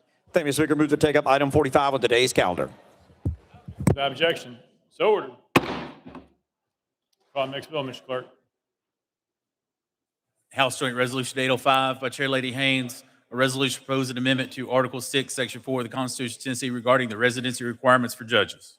Chair Lady Hilton Haynes, you're recognized. Thank you, Mr. Speaker. I move to substitute Joint Resolution number 618 for House Joint Resolution number 805. Chair Lady Hilton Haynes moves to substitute Senate Joint Resolution 618 for House Joint Resolution 805. Properly seconded without objection, so ordered. Mr. Clerk, any amendments been filed? Mr. Speaker, no amendments filed. Chair Lady Hilton Haynes, you're recognized. Thank you, Mr. Speaker. HJR 805 proposes amending Article 6, Section 4 of the Constitution of Tennessee to require judges of the circuit, chancery, and other inferior courts to be residents of a county of their respective circuit or district, rather than residents of the circuit or district to which that judge is to be assigned for 1 year prior to election. According to the Administrative Office of the Courts, there are currently 27 municipalities across the state of Tennessee who have city courts with concurrent general sessions court jurisdiction. The problem is that several of these municipalities are very small and do not have licensed attorneys residing within their city limits. HJR 805 will alleviate these issues by allowing the judge to reside in the county and not just the circuit or district. With that, Mr. Speaker, I move to concur in SJR 618 and request the clerk read SJR 618 for its first reading. Chair Lady Hilton Haynes moves to concur in Senate Joint Resolution 618. Mr. Clerk, please read the resolution. Senate Joint Resolution 618, a resolution to propose an amendment to Article 6, Section 4 of the Constitution of Tennessee regarding the residency requirements for judges. Be it resolved by the Senate of the 114th General Assembly of the State of Tennessee, the House of Representatives concurring, that a majority of all the members of each House concurring, as shown by the yeas and nays entered on their journals, that it is proposed that Article 6, Section 4 of the Constitution of Tennessee be amended by deleting the following language. Every judge of such courts shall be 30 years of age and shall before his election have been a resident of the state for 5 years and of the circuit or district 1 year, and substituting instead the following. Every judge of such courts shall be 30 years of age and shall before his election have been a resident of the state for 5 years and a resident of the county of the respective circuit or district.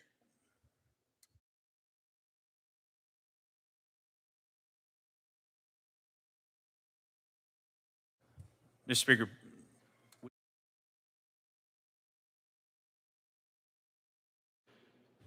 Speaker, backing up to that section, every judge of such courts shall be 30 years of age and shall before his election have been a resident of the state for 5 years and a resident of a county of the respective circuit or district to which the judge is to be assigned for 1 year.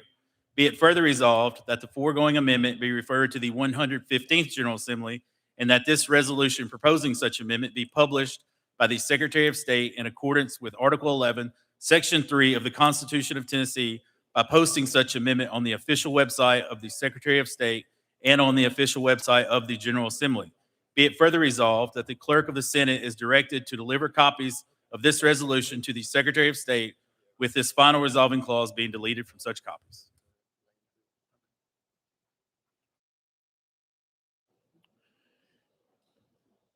Chair Lady Hilton Haynes, you're recognized. Thank you, Mr. Speaker. I move that SJR 618 be set for its second reading on Monday, April 20th, 2026. Without objection, so ordered.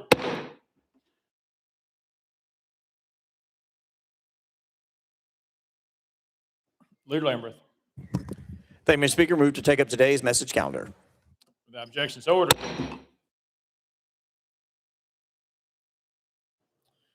Mr. Clerk, take up the first message. Senate Bill 254 by Chairman Doggett, relative to the Department of Correction.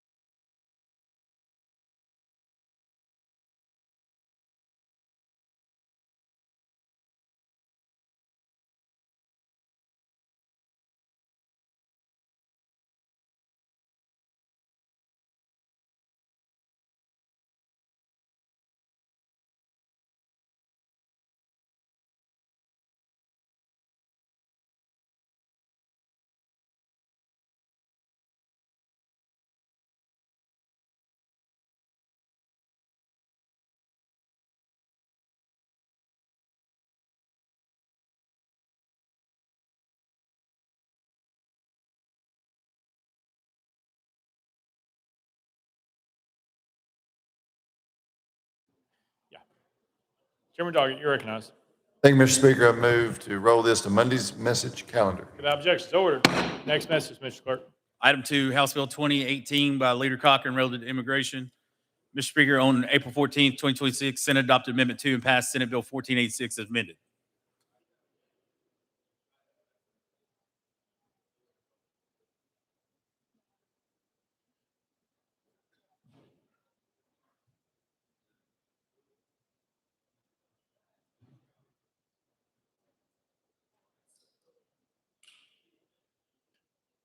Leader Cochran, you're recognized. Thank you, Mr. Speaker. No substantial changes from the Senate version to ours, just a bit of rewording. Essentially, still the law enforcement agency would have to hold someone with an immigration warrant for the full 48 hours, and I move to concur in Senate Amendment number 2. Leader Cochran moves to concur in Senate Amendment number 2. Properly seconded. Any discussion on the amendment? Seeing none, any objection to the question? Seeing none.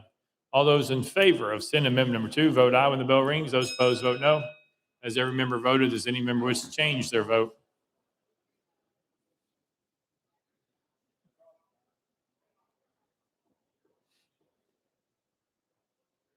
Mr. Clerk, please take the vote.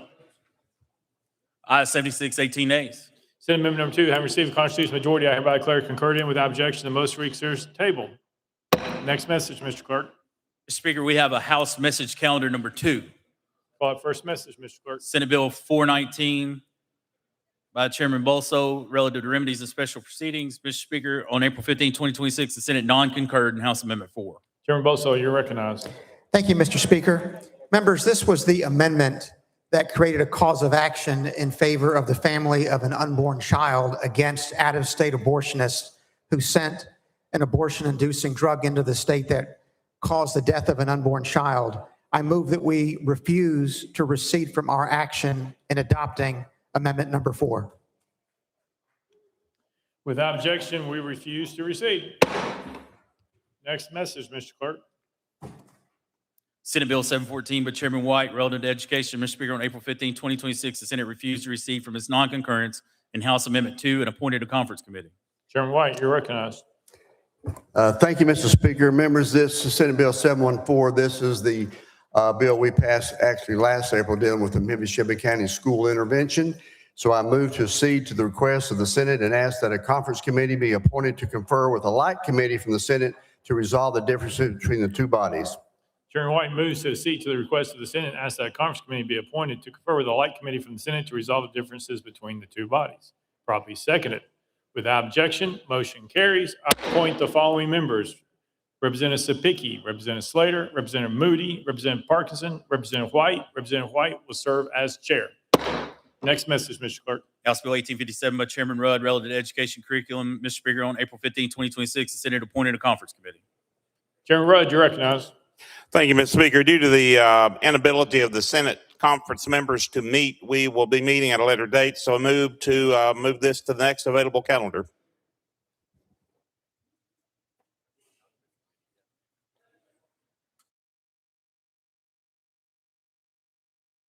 Without objection, so ordered. Next order, Mr. Clerk.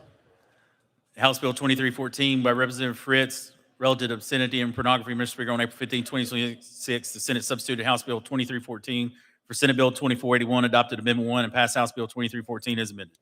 Representative Fritz, you're recognized. Thank you, Mr. Speaker. The amendment that the Senate sent over, we were good with the font change, but it omitted some wording that I had promised to the committee. I moved to non-concur in Senate Amendment number 1. Without objection, we non-concur. Next message, Mr. Clerk.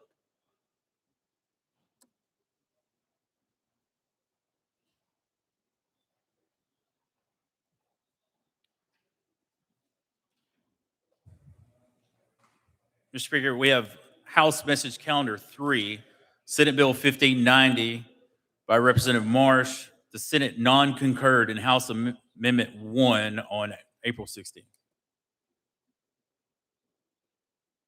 Speaker Pro Tem Marsh, you're recognized. Thank you, Mr. Speaker. Last week, the House added an amendment seeking to grandfather existing landfill permits within the areas to be designated as a scenic river.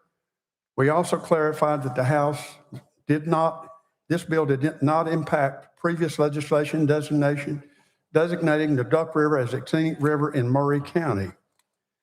There was never any intent in this bill to impact Murray County because the law passed 3 years ago. After we passed this bill, the Attorney General, who is currently engaged in legislation with a permit holder in Murray County, determined that the House amendment we passed had the opposite effect of what the House intended and potentially exposed the state to a substantial monetary claim. Therefore, we need to remove the amendment. I move to lift from the table the motion to reconsider our actions on passing Senate Bill 1590. Without objection, so ordered. Speaker I Pro move. Tem Marsh. Thank you, Mr. Speaker. I move to reconsider our action on Senate Bill 1590. Without objection, so ordered. Speaker Pro Tem Marsh. I move passage of Senate Bill 1590 on third and final consideration. Speaker Pro Tem Marsh moves passage of Senate Bill 1590, properly seconded. Speaker Pro Tem Marsh. Thank you, Mr. Speaker. I move to reconsider our action on number 1, on amendments number 1. Without objection, so ordered. Speaker Pro Tem Marsh. I move to withdraw amendment number 1. Without objection, so ordered. Speaker Pro Tem Marsh. I move passage of Senate Bill 1590 on third and final consideration. Speaker Pro Tem Marsh moves passage of Senate Bill 1590 on third and final consideration. Any discussion on the bill? Representative Todd, you're recognized. Thank you, Mr. Speaker. The members, you remember the discussion around this bill, and I appreciate Speaker Marsh. I asked him if he would mind me saying a few words on this, and he was very kind enough to do that. I wasn't going to speak if he didn't want me to, but I do want to bring information to you. There is a landfill that was purchased on February 23rd of this year by K&B Tennessee Holdings. They purchased the GraphTech Advanced Graphite Materials Class 2 landfill near Columbia. They purchased the property and the TDEC permit number IDL 0047. And their intention was, as I understand it, to mine valuable materials out of that landfill. This says you cannot operate a landfill within 2 miles of the river. We knew this one was involved in that. That was some information we got from TDEC kind of late in the game. And I just want you to be aware that that company has an investment. This bill, as it stands today, will shut them down. They will not be able to operate and do what they're expecting to do with the investment they made. And therefore, it will generate a lawsuit. I'm confident if I was that company, I would sue the state. And your voters get to pay for that. They're paying for the other situation that we passed 3 years ago right now. They stand to lose that case and pay out possibly hundreds of millions of dollars. I have no idea what the value of this material is, but that's something to be worked out in the court process. But just want members to be aware of what you're voting on. I will be voting against it. I think everybody here knows I've been against this whole thing. But because of this, there's a property rights issue here that is significant. And I appreciated Speaker Marsh putting the amendment on originally that would grandfather at least this company, and appreciate his efforts to stand up for his people. I know there's a lot of folks there that want this, no matter what lawsuit is generated, but it's just something we have to be aware of. So thank you, Speaker Marsh, and I appreciate the opportunity. Representative Spicky. Thank you, Mr. Speaker, and thank you to the bill sponsor for allowing us to remove that amendment. Just for clarification one more time, by removing that amendment, this current piece of legislation has no bearing on the existing Class 2 scenic waterways in Murray County. Is that correct? Speaker Pro Tem Marsh. That is correct. Representative Spicky. Thank you, Mr. Speaker. Representative Barrett. Thank you, Mr. Speaker. Move previous question. Previous question been called. Is there objection? Seeing none, we're voting. All those in favor of Senate Bill 1590, vote aye when the bell rings. Those opposed, vote no. As every member voted, does any member wish to change their vote?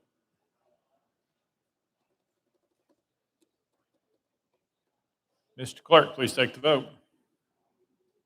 Aye, 77, non nays 8, present not voting. Senate Bill 1590 have received constitutional majority. I hereby declare passed without objection. The motion reconsider is tabled. Call up next message, Mr. Clerk. House Bill 1762 by Representative Gant. Representative Gann at your desk. Thank you, Mr. Speaker. I'd like to move this to Tuesday's message calendar, if I could, please. Without objection, Tuesday's message calendar. Next message, Mr. Clerk. House Bill 2366 by Chairman Hawk, relative to tourist development zones. Mr. Speaker, on April 16th, the Senate refused to recede from its action in adopting Senate Amendment 1. Chairman Hawk, you're recognized. Thank you, Mr. Speaker. This bill, if you'll remember, deals with improving flow of tourists and tourism in Tennessee's tourist development zones. We had previously non-concurred in the Senate action. Mr. Speaker, I move to refuse to recede from our action in non-concurring in the Senate amendment. And number one, and that a conference committee be appointed to confer with a like committee from the Senate to resolve the differences between the two bodies. Chairman Hawk moves to refuse to recede from our action in non-concurring in Senate Amendment number 1, and that a conference committee be appointed to confer with a like committee from the Senate to resolve the differences between the two bodies. Properly seconded without objection. Motion carries. I appoint the following members: Representative Scenic, Representative Vaughn, Representative Jones of Unicoi, Representative Shaw, Representative Hawk, and Representative Hawk will be the chair. Next message, Mr. Clerk. House Bill 2374 by Chairman Doggett. Mr. Speaker, on April 16th, the Senate refused to recede from its action in adopting Senate Amendment number 1. Chairman Doggett, you're recognized. Thank you, Mr. Speaker. I move to refuse to recede from our action in non-concurring in Senate Amendment number 1, that a conference committee be appointed to confer with the like committee from the Senate to resolve the differences between the two bodies. Chairman Doggett moves to refuse to receive from our action in non-concurring amendment in Senate Amendment number 1, that a conference committee be appointed to confer with the like committee from the Senate to resolve the differences between the two bodies. Properly seconded without objection. Motion carries. I appoint the following members: Representative Scarborough, Representative Atchley, Representative Himmer, Representative Doggett, and Representative Doggett will be the chair. Next message, Mr. Clerk. Mr. Speaker, that completes the message calendars. Thank you, Mr. Clerk. All right, members, we checked with both leaders, and we have Tuesday's calendar with 5 items on it. All right. Leader Lamberth, you're recognized. Thank you, Mr. Speaker. With the consent of the body, move to take up Tuesday's regular calendar. Without objection, so ordered. Mr. Clerk, call up first one. House Bill 853 by Representative Renault and others, relative to the health care treatment of minors. Mr. Speaker, Senate bill's on the desk. Representative Renault, you're recognized.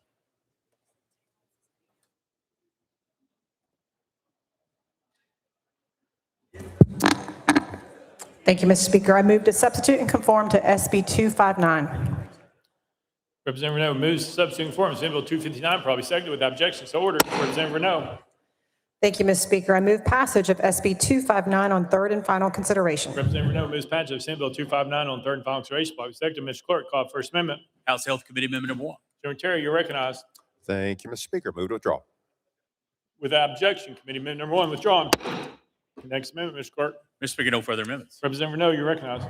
Thank you, Mr. Speaker. Members, in 2024, the General Assembly passed the Family Rights and Responsibility Act that says parents have the right to all medical records of their unemancipated minor child. However, not all sections of code were updated, and this legislation seeks to correct that in Title 33, 36, and 68. It ensures that parents may access a minor's medical records by clarifying that includes prescription records and rehabilitation records, even if treatment occurred without parental consent. In the Senate amendment, rehabilitation records are defined as diagnosis, treatment plans, and discharge summaries related to rehabilitation services, but not a patient's personal notes. This bill also requires parental notification in cases of suicidal ideation and preserves existing abuse and neglect protections. Thank you, Mr. Speaker. I renew my motion. Representative Renault renews her motion. Any discussion on the bill? Representative Warner, you're recognized. Thank you, Mr. Chairman. I move previous question. Previous question calls their objection. Seeing none, we're voting. All those in favor of Senate Bill 259 as amended, vote aye when the bell rings. Those opposed, vote no. As every member vote, as any member wishes to change their vote.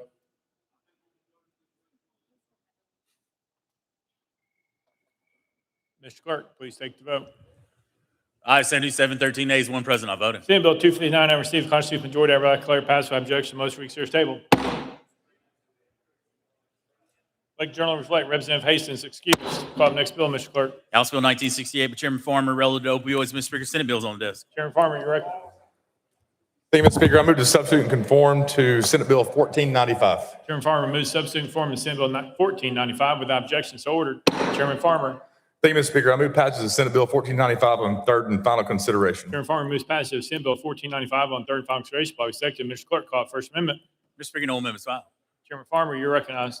Thank you, Mr. Speaker. Members, what this bill does, it allows us to accept monies from 4 different drug companies, these mass-producing opioid drug companies, to allow for monies to go into our opioid abasement council. So with that said, Mr. Speaker, I renew my motion. Chairman Farmer renews his motion. Any discussion on the bill? Seeing none, any objection to the question? Seeing none, all those in favor of Senate Bill 1495 vote aye when the bell rings. Those opposed vote no. As every member casts their vote, as any member wishes to change their vote. Mr. Clerk, please take the vote. Ayes 87, no nays, 1 present, not voted. Senate Bill 1495 having received a constitutional majority, I hereby declare passed by objection. The most reconsider table. Next bill, Mr. Clerk. Mr. Speaker, item 3 was previously disposed of by the body. We are ready for item 4. Item 4, House Bill 1989 by Representative Langford relative to armed forces. Mr. Speaker, Senate bills on the desk. Representative Langford, you're recognized. Thank you, Mr. Speaker. I move to substitute and conform to Senate Bill 1670. Representative Langford moves substitute and conform to Senate Bill 1670 without objection. So ordered. Representative Langford. Thank you, Mr. Speaker. I move passage of Senate Bill 1670 on third and final consideration. Representative Langford moves passage of Senate Bill 1670 on third and final consideration. Properly seconded. Mr. Clerk, call it First Amendment. Mr. Speaker, no amendments filed. Representative Langford, you're recognized. Thank you, Mr. Speaker. This is a housekeeping measure that updates Tennessee law so that it reflects current structure of our United States Armed Forces. It simply adds Space Force anywhere Tennessee law references military branches, ensuring that those that serve in that branch are treated the same as other members of those branches. And I renew my motion. Representative Langford renews his motion. Discussion on the bill. Representative McKenzie. Thank you, Mr. Chair. Thank you, Mr. Speaker. Space Force. They're a branch of the armed services and military. Is that what you're saying? Representative Langford. Thank you, Mr. Speaker. Yes, Representative, they were formally created December 20th as part of the National Defense Authorization Act. Representative McKenzie. Thank you, Mr. Speaker. To my knowledge, the Space Force only deals with things extraterrestrial. Like the Army has land, Air Force, Air, Navy, Coast Guards. The Space Force doesn't have any jurisdiction from a planetary standpoint, correct? Representative Langford. Thank you, Mr. Speaker. Military planners determine that space has become a warfighting domain, not just support function. So they determine this necessary for defense. Representative McKenzie. Thank you. So in terms of defense, I think what you're saying is there's something out there that we need to defend. And so you're bringing this piece of legislation to get them in line in the military because there's something extraterrestrial out there that we somehow need to defend. And we're creating this acknowledgement that there's life out there that we need to defend. That's why you're bringing this piece of legislation before us, correct? Representative Langford. Thank you, Mr. Speaker. With U.S. reliance on satellites for GPS communications and missile warning systems growing dramatically, it's now a warfighting domain, and we recognize that. Representative McKenzie. Thank you, Mr. Speaker. But we're not concerned with something, Russia or China or Iran shooting down our satellites, because we're dealing with that with those other branches, the military and other agencies like CIA. But you're saying that we're concerned with other beings messing with our satellite systems and our space launches. So that's why we're creating this piece of legislation or this bill, so that we can monitor extraterrestrial beings trying to shoot down our satellites. Is that correct?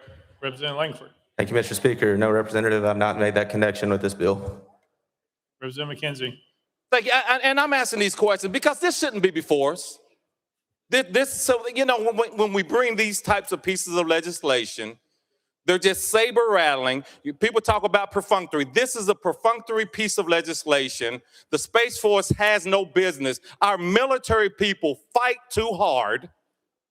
Our people who are in real branches of the military fight too hard to have something thrown in there like the Space Force. It's a great entity, like the FBI, like the CIA, like NASA, but do not equate the two.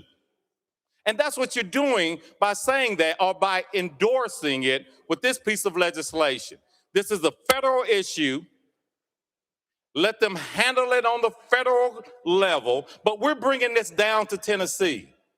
So you all get mad at me for standing here and pushing back against this, but you're bringing this nonsense to us and for us to vote on. This is ridiculous. This piece of legislation should not be before the 114th General Assembly. But here we are talking about the Space Force and extraterrestrial beings we have to have a force to shoot down, to prevent people from shooting down our satellites, to prevent there being some other people concerned, other entities, not people, other types of being out there. That's what we're doing. I'm not being funny. This is what this bill is saying, that this is another branch of our military. It devalues our military. It devalues what we've done since we were formed as a nation, and the evolution of things that were necessary, like the Air Force. The Air Force was part of the Army, but we needed an Air Force because as flight and planes evolved, we needed to create that. We needed a Coast Guard because we need to protect our borders. We needed a naval force.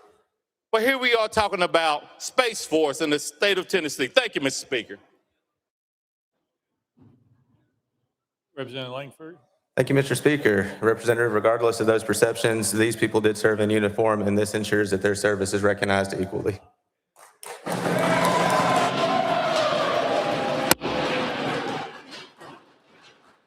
Representative Martin of Hamilton.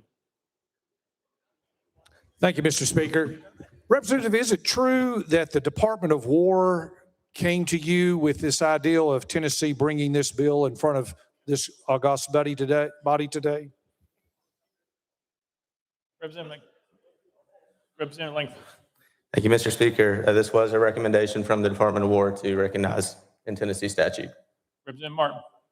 The Department of War that oversees the Army, the Navy, the Coast Guard, all the other things that the representative from Knox County had mentioned, that same Department of War has asked you to bring this with regard to the Space Force. Is that correct? Representative Langford. Thank you, Mr. Speaker. Yes, that is correct. Representative Martin. Then I want to thank you on behalf of all Americans for bringing this piece of legislation that's going to help make our country perhaps a little bit safer because of you bringing this. So thank you.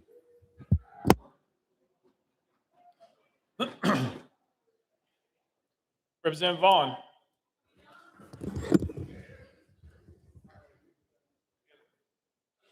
Thank you, Mr. Speaker. I move previous question.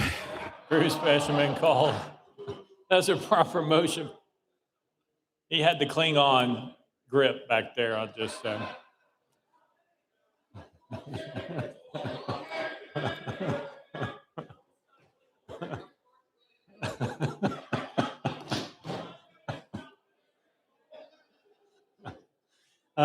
Previous question's been called. Is there objection?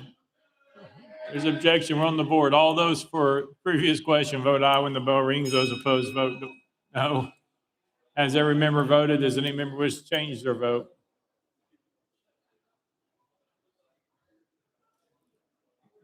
Mr. Clerk, please take the vote.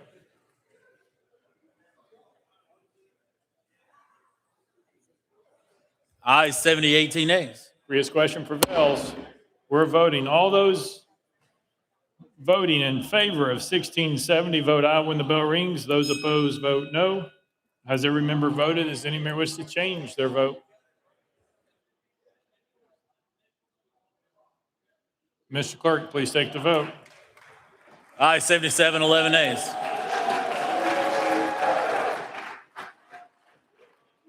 Senate Bill 1670, having received the constitutional majority, I hereby declare passed by objection. The motion rig series table. Representative Langford, may the force be with you, sir. Representative Wright, Mr. Clerk, next bill. House Bill 1858 by Representative Wright and others relative to community meetings conducted with electronic participation. Mr. Speaker, Senate bills on desk. Representative Wright, you're recognized. Thank you, Mr. Speaker. I move to substitute and conform to Senate Bill 1944. Representative Wright moves to substitute and conform to Senate Bill 1944 without objection. So ordered. Representative Wright. Thank you, Mr. Speaker. I move passage of Senate Bill 1944 on third final consideration. Representative Wright moves passage of Senate Bill 1944 on third and final consideration. Properly seconded. Mr. Clerk, call First Amendment. Mr. Speaker, no amendments filed. Representative Wright, you're recognized. Thank you, Mr. Speaker. Senate Bill 1944 is entitled the Community Meeting by Electronic Means. It's a permissive bill, allows 2 or more elected members to receive information in a community public setting, must be noticed, must have the address of the physical location, must allow participants by electronic means with public viewing and listening, and list the members participating, be recorded and be posted on the governmental body website with no decision-making. Thank you, Mr. Speaker. I renew my motion. Representative Wright renews his motion. Any discussion on the bill? Representative Mitchell. Yeah, thank you, Mr. Speaker. I move previous question. Previous question been called. Is there objection? Seeing none, we're on the board.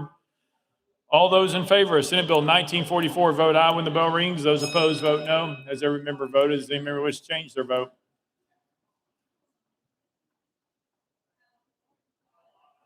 Mr. Clerk, please take the vote. Aye, 66, 16 nays, 6 present, not voting. Senate Bill 1944 having received constitutional majority, I hereby declare passed by objection. The motion reach series table.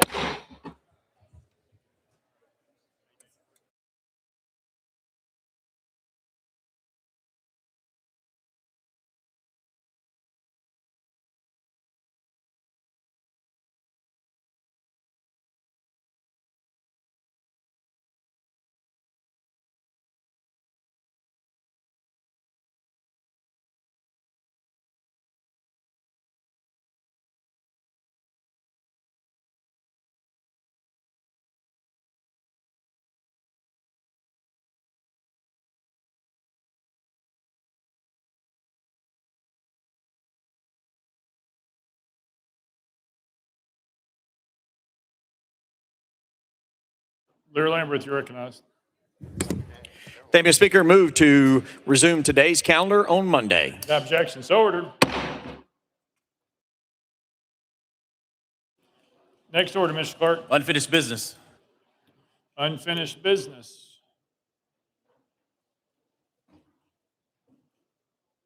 Representative Alexander, you're recognized.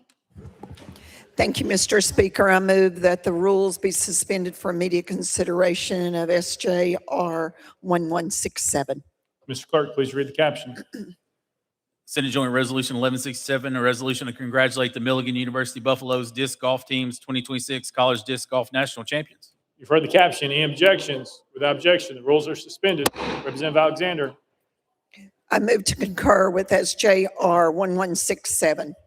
Representative Alexander moves to concur in Senate Joint Resolution 1167, properly seconded. Any objection to the question? Seeing none. All those in favor say aye. Aye. All those opposed say no. The ayes have it. It is declared concurred in. Without objection, the motion reconsider is tabled.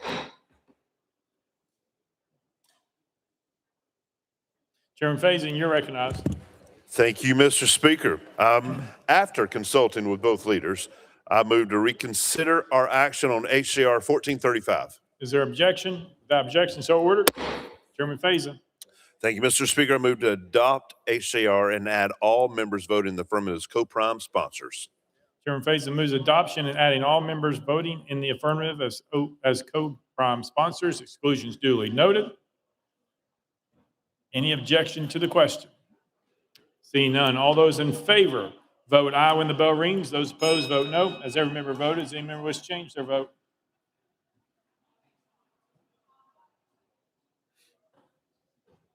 Mr. Clerk, please take the vote.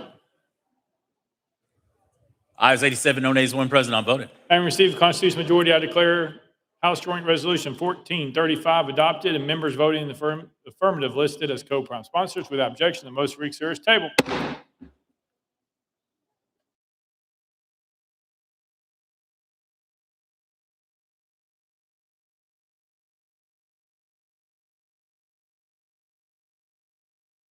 Leader Lambert, you're recognized. Thank you, Mr. Speaker. After consulting with the minority leader, I move that House Bill 886, 902, 1,219, 1,690, 1,720, 1,759, 1,881, 1,977, 1,979, 2,038, 2,260, 2,309, 2,358, and 2,409 be heard in Finance, Ways and Means Subcommittee next week. For the motion, any objections? Without objection, so ordered. Leader Lambert. Thank you, Mr. Speaker. I move that House Bill 725, 753, 1,268, and 2,115 be heard in the Finance, Ways and Means Committee next week. For the motion, any objection? Without objection, so ordered. Leader Lambert. Thank you, Mr. Speaker. I move that House Bill 1,900 be heard in the next Council Rules Committee today. For the motion, any objections? Without objection, so ordered. Thank you, Mr. Speaker. Thank you, Mr. Speaker. I move that House Bill 2091 be heard in the Agriculture and Natural Resources Subcommittee next week. For the motion, any objections? Without objection, so ordered.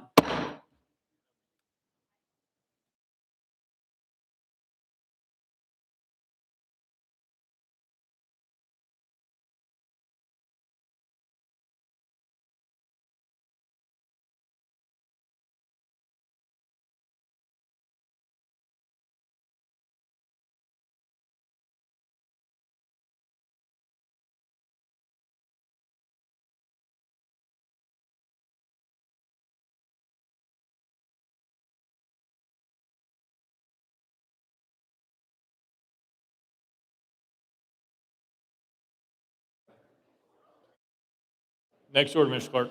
Scheduling and procedural announcements. Mr. Clerk.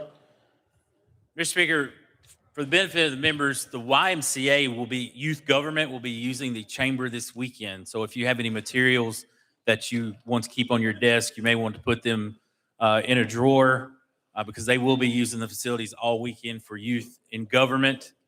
Also, Mr. Speaker, calendar rules will meet immediately following session in House Hearing Room 1 today. Calendar rules, I think there's about 92 bills immediately following session. The schedule for Monday, the Advisory Commission on Innovations in K-12 will meet House Hearing Room 3 at 10:30. The Conference Committee on Senate Bill 714 will meet in House Hearing Room 1 at 11 a.m. Ag Sub, House Hearing Room 1 at 12:30. Ag Full immediately following Ag Sub, Room 1. Finance Sub immediately following that. Finance Full immediately following Finance Sub. Calendar Rules immediately following Finance, with session at 4 p.m. We anticipate the recess motion to be till 4 p.m. on Monday. Members, just so you know about next week, we are somewhere around 150 to 160 bills remaining.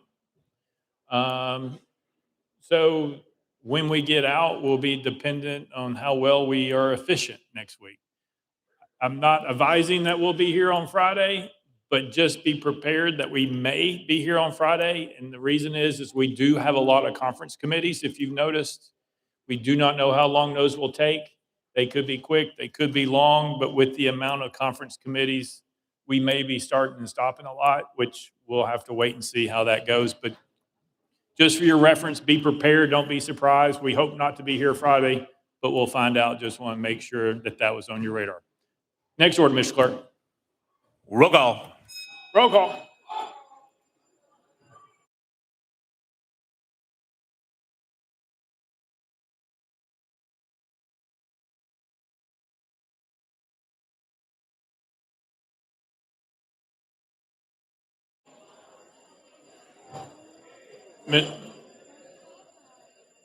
Mr. Clerk, please take the roll. Mr. Speaker, 92 members present. Next order, Mr. Clerk. That completes the regular order, Mr. Speaker. Leader Cochran, you're recognized. Thank you, Mr. Speaker. I move the House stand in recess until 4 o'clock on Monday, April 20th, 2026. Without objection, the House stands recessed till 4 p.m. on Monday, April 20th, 2026.